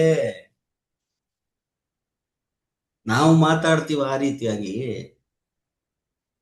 ಇವತ್ತು ನೂತನ ಸೃಷ್ಟಿಯಾಗಿ ಬಾಳ್ತಕ್ಕಂತಿರುವ ಅಷ್ಟೊಂದು ಸತ್ಯವೇದ ಮಾನವರಾಗಿದ್ದಾರಲ್ಲ ಈ ಲೋಕದಲ್ಲಿ, ಕರ್ನಾಟಕದಲ್ಲಿ, ಬೆಂಗಳೂರಲ್ಲಿ ನಾವು ಕನ್ವೆನ್ಷನ್ ಬರ್ಬೇಕಾದ್ರೆ ನಮ್ ಬಾಯಲ್ಲಿ ಮಾತು ಇನ್ನೊಬ್ಬರ ಮೇಲೆ ಬರೋಕ್ ಮುಂಚೆ ಈ ಯೋಚನೆ ಬರ್ಬೇಕು, ನನ್ನನ್ನ ಮಾಡಿರುವ, ಅಭಿಷೇಕ ಮಾಡಿರುವ ಅದೇ ದೇವ್ರೆ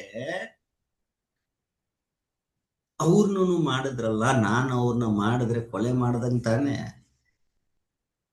ನಾವೇನ್ ಮಾಡ್ಬೇಕು, ನಾಲ್ಗೆನ್ ಕಟ್ಟಾಕ್ಬೇಕು, ನಾವು ಬಿಗಿಯಲ್ಲಿ ಇಟ್ಕೋಬೇಕು.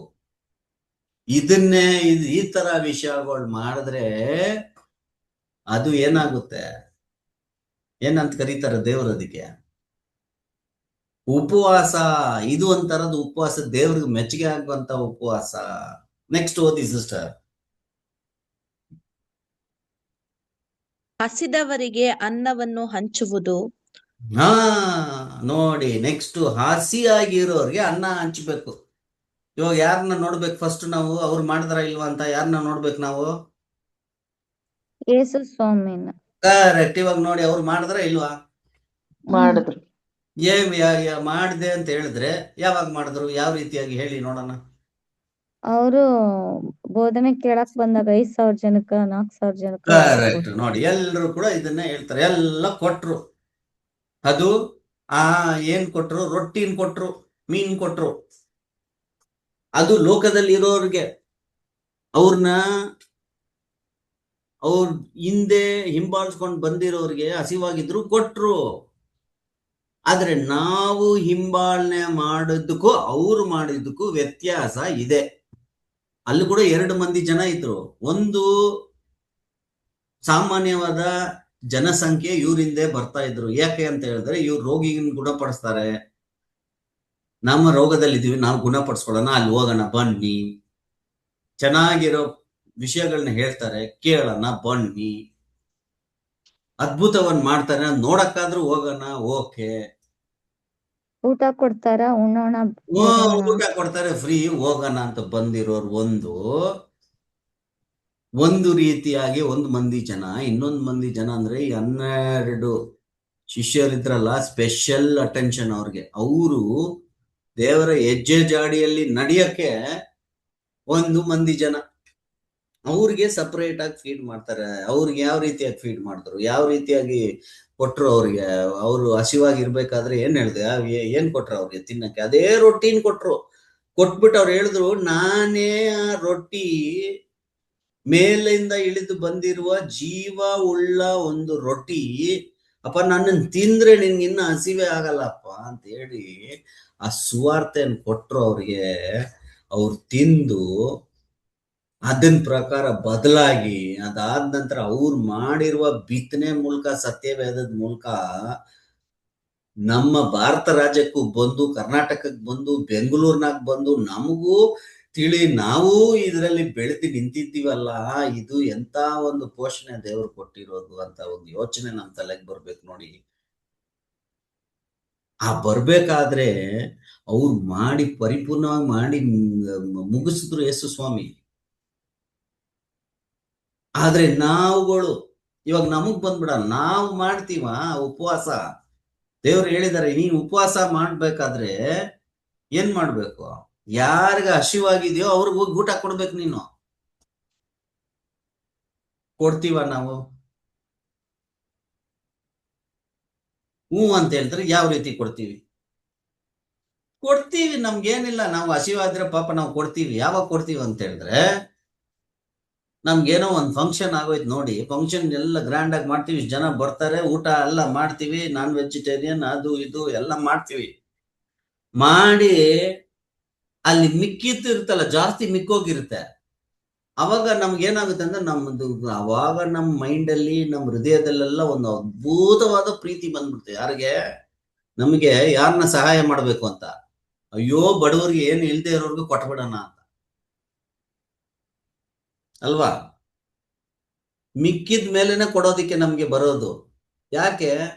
ಹಬ್ಬ ಮಾಡಕ್ ಮುಂಚೆ, ಮನೆಯಲ್ಲಿ ಮಾಡಕ್ ಮುಂಚೆ ಒಂದು 50 ಜನಕ್ಕೆ ಎಕ್ಸ್ಟ್ರಾ ಮಾಡೋಣ, ಮಿಕ್ಕಿದವ್ರು ಇರ್ತಾರೆ ಅವ್ರು ಕೊಡೋಣ ಅಂತ ಮಾಡ್ತೀವ? ಇಲ್ಲ ಅಲ್ವಾ? ಆ ರೀತಿ ಬರುತ್ತೆ, ಜನರು ಮಾಡ್ತಾ ಇದ್ದಾರೆ. ಆದ್ರೆ ನೂತನ ಸೃಷ್ಟಿ ಅದಕ್ಕಿನ್ನ ಹೆಚ್ಚಾಗಿ ಮಾಡ್ಬೇಕು. ಯಾವ ರೀತಿ ಮಾಡ್ಬೇಕು? ನಾವು ಯಾವ ರೀತಿಯಾಗಿ ನಾವು ಊಟ ಅವ್ರಿಗೆ ಬಡಿಸ್ಬೇಕು. ಅವ್ರು ಹಸಿವಿದಲ್ಲಿ ಬಂದ್ರೆ ನಾವ್ ಹೆಂಗೆ ಊಟ ಅವ್ರಿಗೆ ಕೊಡೋದು? ನೂತನ ಸೃಷ್ಟಿ ಆ ಆಂಗಲ್ ಅಲ್ಲಿ ನೋಡೋಣ, ಆ ಕೋಣದಲ್ಲಿ ನೋಡ್ಬೇಕು. ಇವಾಗ ಏನ್ ಹೇಳ್ತೀರಾ ಬ್ರದರ್ಸ್ ಅಂಡ್ ಸಿಸ್ಟರ್? ಆತ್ಮಿಕ ಹಸಿವೆಲ್ಲಿದ್ದ ಜನ ಅದಾರಲ್ರಿ, ವೆರಿ ಗುಡ್. ಸುವಾರ್ತೆ ಹೇಳಿ ಆತ್ಮಿಕವಾದ ಒಂದು ಹಸಿವು ಇರ್ಬೇಕು ನೋಡಿ. ಸಿಸ್ಟರ್ ಹೇಳಿದ್ರಲ್ಲ, ಅದೇ ರೀತಿಯಾಗಿ ಹಸಿವಿದ್ರೆ ಅವ್ರಿಗೆ ಹೋಗಿ ಊಟ ಬಡಿಸ್ಬೇಕು. ಅಂದ್ರೆ ಯಾರಿಗೆ ದೇವರ ಸತ್ಯ ವಿಷಯ ನನಗೆ ಬೇಕು ಅಂತ ಹಸಿವಾಗಿದ್ದಾರೋ ಅವ್ರಿಗೆ ಹೋಗಿ ಏನೇ ಟೈಮ್ ಇರ್ಲಿ, ಏನೇ ಒಂದು ಇದಿರಲಿ, ದೇವ್ರು ನಮ್ಗೆ ಕೊಟ್ಟಿರುವ ಶಕ್ತಿ ಟೈಮಲ್ಲಿ ನಾವು ಹೋಗಿ ಅವ್ರಿಗೆ ಏನ್ ಮಾಡ್ಬೇಕು? ಊಟ ಕೊಡ್ಬೇಕು. ಇದೇ ಊಟ ಯಾವ್ದಂದ್ರೆ ಯೇಸು ಸ್ವಾಮಿ ಕೊಟ್ಟಿರೋ ರೊಟ್ಟಿ, ಅವ್ರು ಆಡಿರುವಂತ ಸತ್ಯ ವಿಷಯಗಳನ್ನೆಲ್ಲೇ ತಗೊಂಡು ನಾವೇನ್ ಮಾಡ್ಬೇಕು? ಅದನ್ನ ಅವ್ರಿಗೆ ಊಟವಾಗಿ ಕೊಡ್ಬೇಕು. ಅದೇ ಆ ತರ ನಾವು ಮಾಡಿದ್ರೆ ಅದೇ ಏನಾಗುತ್ತೆ? ದೇವರಿಗೆ ಒಂದು ಮೆಚ್ಚುಗೆ ಉಳ್ಳ ಒಂದು ಉಪವಾಸ. ಇವೆಲ್ಲ ಉಪವಾಸಗಳು. ಇನ್ನೊಬ್ಬರಿಗೆ ನೀವು ಫೀಡ್ ಮಾಡೋದು ಒಂದು ಉಪವಾಸ ನೋಡಿ. ನಾನ್ ಹೇಳಿಲ್ಲ, ದೇವರು ಹೇಳಿದ್ದಾರೆ, ಅಲ್ಲಿ ಸತ್ಯವೇದದಲ್ಲಿ ಇದೆ ಅಲ್ವಾ? ನಾವ್ ಮಾಡ್ಬೇಕು ತಾನೆ. ಆದ್ರೆ ನಾವೇನ್ ಮಾಡ್ತೀವಿ? ಹಸಿದವ್ರಿಗೆ ಊಟ ಕೊಡ್ತೀವ? ಹಸಿದೇ ಇರ್ದೇವ್ರಿಗೆ ಊಟ ಕೊಡ್ತೀವ? ಬ್ರದರ್ಸ್ ಅಂಡ್ ಸಿಸ್ಟರ್ಸ್ ಹೇಳಿ. ಯಾಕಂದ್ರೆ ನಾವು ತಿದ್ಕೋಬೇಕಂತ ಸಮಯ ಬಂತು. ದೇವ್ರು ಅದಕ್ಕೆ ಮಾತಾಡ್ತಾ ಇದ್ದಾರೆ. ಹಸಿದವ್ರಿಗೆ ಕೊಡಲ್ಲ ಬ್ರದರ್, ಹಸಿದೆ ಹೊಟ್ಟೆ ತುಂಬಿರೋರ್ಗೆ ಕೊಡಕ್ ಹೋಗ್ತೀವಿ. ಹೆಂಗ್ ಕೊಡಕ್ ಹೋಗ್ತೀವಿ ಹೇಳಿ? ಕರೆಕ್ಟ್ ನೀವು ಹೇಳಿದ್ದು. ಹೆಂಗ್ ಕೊಡಕ್ ಹೋಗ್ತೀವಿ ಅಂದ್ರೆ, ಇದೇ ಕ್ರೈಸ್ತರು ಬೇರೆ ಇದ್ರಲ್ಲಿ ಇರ್ತಾರೆ, ಬೇರೆ ಫೇತ್ ಅಲ್ಲಿ ಇರ್ತಾರೆ, ಅವ್ರ ವಿಶ್ವಾಸದಲ್ಲಿ ಇರ್ತಾರೆ. ಅವ್ರ ಹತ್ರ ಹೋಗಿ ಅವ್ರನ್ನ ಕೆಣ್ಕೋದ್ ನಾವು. ನೀನ್ ಸರಿ ಇಲ್ಲ, ನೀನ್ ಮಾಡೋದ್ ಸರಿ ಇಲ್ಲ, ನೀನ್ ಬ್ಯಾಬಿಲೋನು, ಇದನ್ನೇ ಮಾತೇಳಿ ನಿನ್ಗೆ ಸತ್ಯ ಇದು ಗೊತ್ತಾ, ನಿನ್ ಹಿಂಗಿದೆ ಗೊತ್ತಾ? ಅವ್ರ ಬಾಯಿ ತೆಗ್ಗಿಸಿ, ಊಟ ತೆಗೆದು ಅವ್ರ ಬಾಯಿ ಒಳಗಡೆ ಹಾಕಿ ತಳ್ಳೋದು. ಇದು ಬೇಕಾಗಿದ್ಯಾ? ಅವನು ಹಸಿವೇದಲ್ಲಿ ಇಲ್ಲ, ಅವನ್ ಇದ್ರೆ ಅವ್ನ್ ಕೇಳ್ತಾನೆ. ಅವನು ಹೋಗಿ ಕೇಳ್ಕೋದ್ ಕೊಡೋದು. ಈ ಸತ್ಯನ ಹೋಗಿ ನಾವು ಹಿಂಗೆ ನಾವು ಇನ್ನೊಬ್ರಿಗೆ ಹೋಗಿ ಸತ್ಯ ಹಂಚ್ಕೊಳ್ಳೋದು ಹೆಂಗೆ? ಸುವಾರ್ತೆ ಸಾರೋದು ನಾವ್ ಹೆಂಗೆ? ಹಸಿದೇ ಇರೋರ್ಗೆ ಬಾಯಿ ಓಪನ್ ಮಾಡಿ ಒಳಗಡೆ ಹಾಕೋದಲ್ಲ, ಅದನ್ನೆಲ್ಲ ಬಿಟ್ಬಿಡ್ಬೇಕು. ಅವ್ರ ಪಾಡಿಗೆ ಅವ್ರು ಇರೋಕ್ ಬಿಡ್ಬೇಕು. ದೇವ್ರು ಅವ್ರು ಕೊಟ್ಟಿರೋ ಆಶೀರ್ವಾದದಿಂದ ಅವ್ರನ್ನ ಹೋಗ್ತಾ ಇದಾರೆ. ಬಿಡಿ, ಅವರು ಯಾರು ನಿಮ್ಮನ್ನ ನೋಡಿ ಅಪ್ಪ ಇಲ್ಲ ಒಂಥರ ವಿಚಿತ್ರವಾಗಿದೆಯಲ್ಲ ನಿಮ್ದು, ತುಂಬಾನೇ ಅದ್ಭುತವಾಗಿದೆ, ಆ ಸತ್ಯ ನಮ್ಮಲ್ಲಿ ಸಿಗ್ತಾ ಇಲ್ಲ, ನನಗೆ ಇಲ್ಲಿ ಸಿಗ್ತಾ ಇದೆ, ನನ್ಗೆ ಇನ್ನ ಬೇಕು ಅಂತ ಬರ್ತಾರಲ್ಲ, ಅವ್ರಿದ್ದಾರೆ ನೋಡಿ ಹಸಿವಲ್ಲಿ. ಬಟ್ಲಿ ತಗೊಂಡ್ ಬರ್ತಾರೆ, ಖಾಲಿ ಬಟ್ಲಿ, ಅದ್ರಲ್ಲಿ ತುಂಬಿಸ್ಬೇಕು ನಾವು ಸತ್ಯ ವಿಷಯ ಕೊಟ್ಟು. ಅಂತವ್ರು ಮಾಡಿದ್ರೆ ಅದು ಏನು ದೇವ್ರಿಗೆ ಮೆಚ್ಚುಗೆ ಅಂತದಾದ ಉಪವಾಸ. ನೆಕ್ಸ್ಟ್ ಓದಿ ಸಿಸ್ಟರ್, ಮುಗಿಸ್ಬಿಡೋಣ ಇನ್ನೊಂದು 10 ನಿಮಿಷದಲ್ಲೇ. ಅಲೆಯುತ್ತಿರುವ ಬಡವರನ್ನು ಮನೆಗೆ ಬರಮಾಡಿಕೊಳ್ಳುವುದು. ಅಳೆಯುತ್ತಿರುವ ಬಡವರು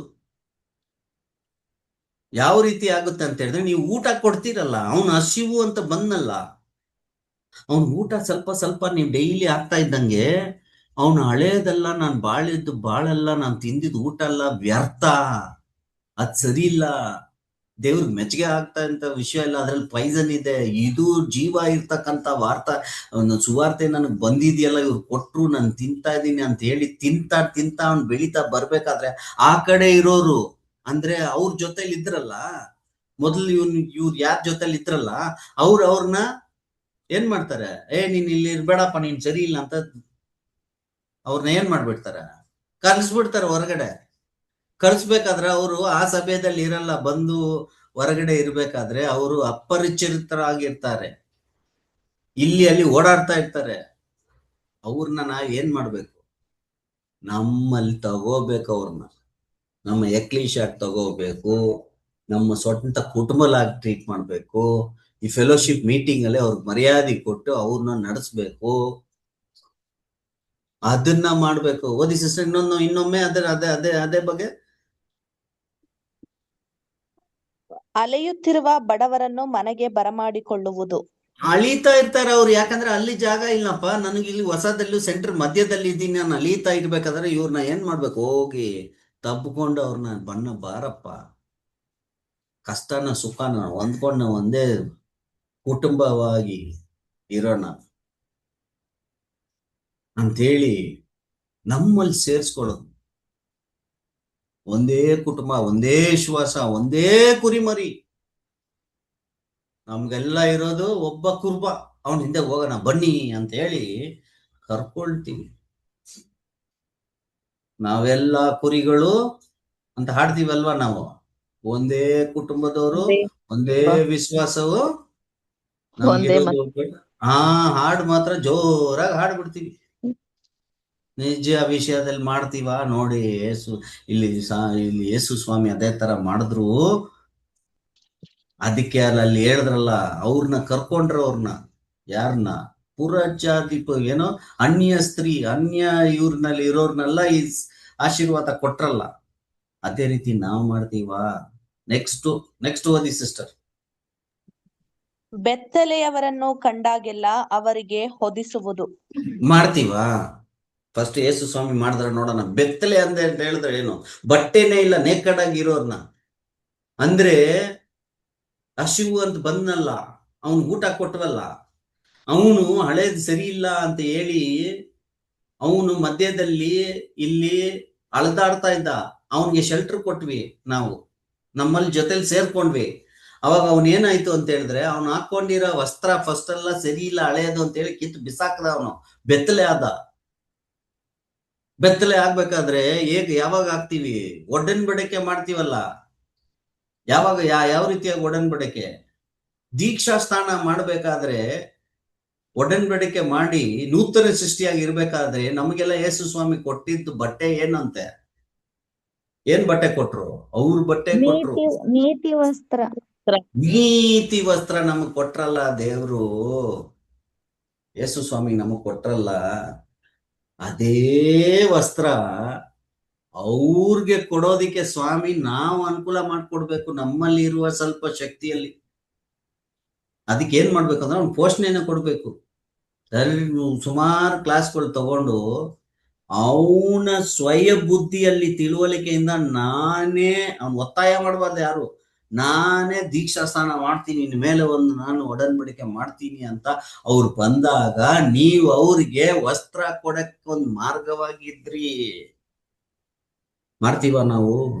ಆ ರೀತಿಯಾಗಿ ಮಾಡಿದ್ರೆ ದೇವರಿಗೆ ಒಂದು ಉಪವಾಸವಾಗಿರುತ್ತೆ, ಅಂತರಂಗದಲ್ಲಿ ಮಾಡ್ತಕ್ಕಂತ ಉಪವಾಸಗಳು.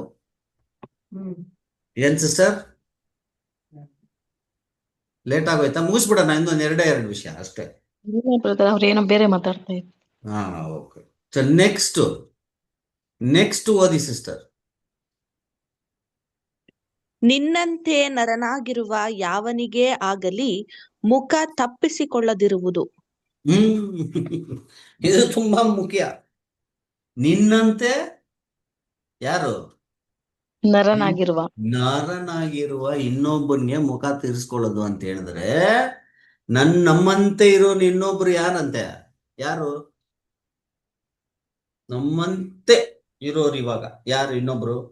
ನಮ್ಮ ಸಹೋದರ ಸಹೋದರಿಯರಲ್ಲಿ. ಅಷ್ಟೇ ಸಿಸ್ಟರ್, ಸಿಂಪಲ್. ನಮ್ ತರ ಇನ್ನೊಂದು ನೂತನ ಸೃಷ್ಟಿ ಅಷ್ಟೇ. ಅವ್ರೇ ನಮ್ ತರ ಇರೋರು.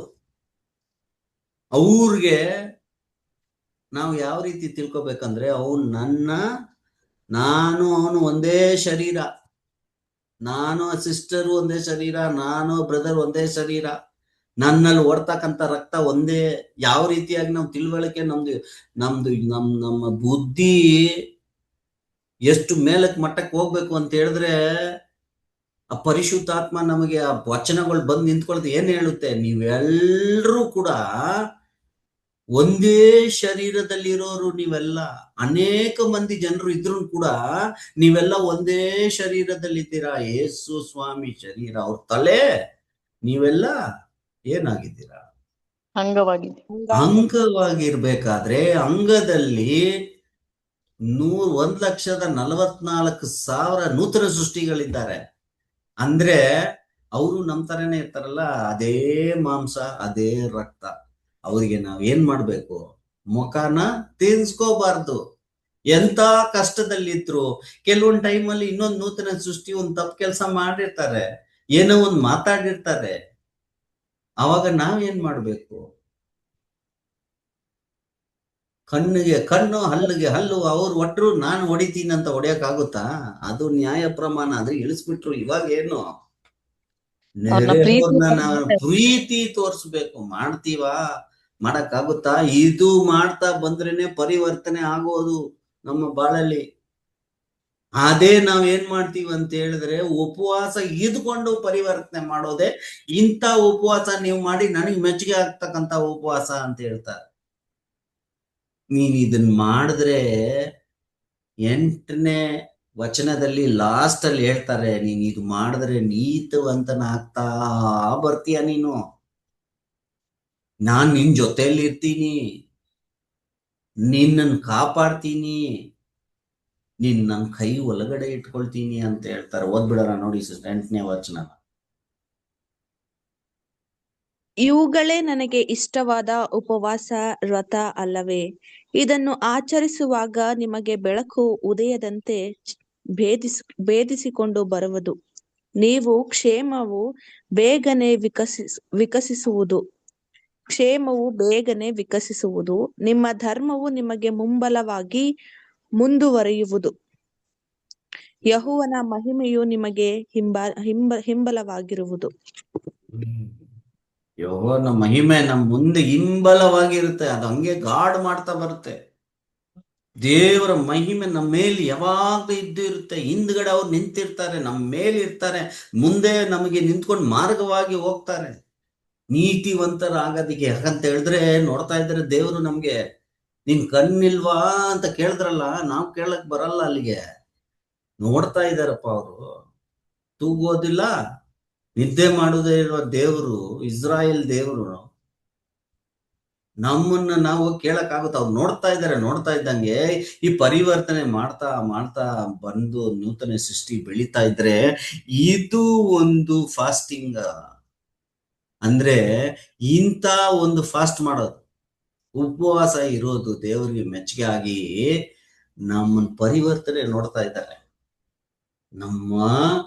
ನನ್ನ ಮಗ, ನನ್ನ ಮಗಳು, ನನ್ನ ಒಂದೇ ಕುಮಾರನಾದ ಯೇಸು ಸ್ವಾಮಿಯ ಒಂದು ಇಮೇಜ್ಗೆ ಪರಿವರ್ತನೆ ಆಗ್ತಾ ಬಂದಿದಾರಲ್ಲಪ್ಪ, ಅರ್ಧ ಆಗಿದ್ದಾರೆ, ಮುಕ್ಕಾಲಾಗಿದ್ದಾರೆ, ಕಾಲಾಗಿದ್ದಾರೆ, ಒಂದು ಫುಲ್ ಆಗಿ ಆಗ್ತಾ ಬರ್ತಾ ಇದ್ದಾರೆ ಅಂತ ಹೇಳಿದ್ರೆ ಅವ್ರಿಗೆ ಎಷ್ಟು ಸಂತೋಷವಾಗಿರುತ್ತೆ. ಅಂತ ಒಂದು ನಾವು ಬಾಳ್ಬೇಕಂತ ವಿಷಯ, ನಾವು ಸತ್ಯ ಮಾನವರಾಗಿ ಇದ್ದು ಇಷ್ಟು ಸತ್ಯಗಳನ್ನು ತಿಳ್ಕೊಂಡು ನಾನು ತಿಳ್ಕೊಂಡಿದ್ದೀನಿ, ನನಗೆಲ್ಲ ಗೊತ್ತಿದೆ ಅಂತ ಹೇಳಿ ಬದುಕೋ ಬಾಳು ಏನಿಲ್ಲ, ಪರಿವರ್ತನೆ. ಜನರಲಿ ನಾವ್ ಏನ್ ಮಾಡ್ತೀವಿ, ಪರಿವರ್ತನೆ ಆಗ್ಬೇಕು ಅಂತ ಇಚ್ಛೆ ಪಡ್ತೀವಿ. ಯಾರಲ್ಲಿ ಆಗ್ಬೇಕು ಅಂತ ಇಚ್ಛೆ ಪಡ್ತೀವಿ? ನಮ್ಮ ಸಹೋದರಿಗೆ ಆಗ್ಬೇಕು ಪರಿವರ್ತನೆ. ನನ್ಗ ಆಗ್ಬಾರ್ದಪ್ಪ, ನಾನ್ ಚೆನ್ನಾಗಿದ್ದೀನಿ ಅಂತ ಹೇಳೋದು. ಫಸ್ಟ್ ನಮಗೆ ಆಗೋದು, ಅಷ್ಟು ನಮ್ ನಮಗೆ ಕಣ್ಣಲ್ಲಿರುತ್ತೆ. ಹೌದು, ನಮ್ಗೆ ಆಗ್ಬೇಕು. ಇಂಥ ಒಂದು ಪರಿವರ್ತನೆಗೆ ದೇವ್ರ ಉಪವಾಸ ಇರಿ, ದೇವ್ರಿಗೆ ಮೆಚ್ಚುಗೆ ಆಗಂತ ಉಪವಾಸ ಇದ್ರೆ ನಮಗೆ ದೇವರು ನಮ್ಮ ಜೊತೆಲಿ ಇರ್ತಾರೆ, ಕೈ ಬಿಡೋದಿಲ್ಲ, ನಮ್ಮ ಮೇಲಿರ್ತಾರೆ, ನಮ್ಮ ಮುಂದೆ ಮಾರ್ಗದರ್ಶನವಾಗಿರ್ತಾರೆ, ನಮ್ಮ ಹಿಂದೆ ಕಾಪಾಡಕ್ಕಿರ್ತಾರೆ. ಅದನ್ನೇ ಈ ಯಹೂದ್ಯರಿಗೆ ಹೇಳಿದ್ರು, ಇಸ್ರೇಲ್ ಜನಾಂಗಕ್ಕೆ ಹೇಳಿದ್ರು. ಅವ್ರು ಮಾಡ್ಲಿಲ್ಲ, ಅವ್ರಿಗೆ ಆ ತಿಳುವಳಿಕೆ ಇರ್ಲಿಲ್ಲ. ನಮಗೆ ಅಲ್ಲಿಂದ ನಾವು ಕಲ್ತ್ಕೊಂಡು ಅವ್ರು ಮಾಡಿರೋ ತಪ್ಪನ್ನು ತಿದ್ಕೊಂಡು ನಾವು ನಮ್ಮನ್ನ ಅವ್ರ ತರ ಆಗದೆ ಇರೋದಕ್ಕೆ ತಿದ್ಕೊಂಡು ಬಾಳಕ್ಕೆ ಒಂದು ಅವಕಾಶ ಕೊಟ್ಟಿರುವ ದೇವರಿಗೆ ಕೃತಜ್ಞತೆ ಸಲ್ಕೊಂಡು ಈ ಪಾಠವನ್ನು ಮುಗಿಸ್ಕೊಳ್ಳೋಣ. ಆಮೇಲೆ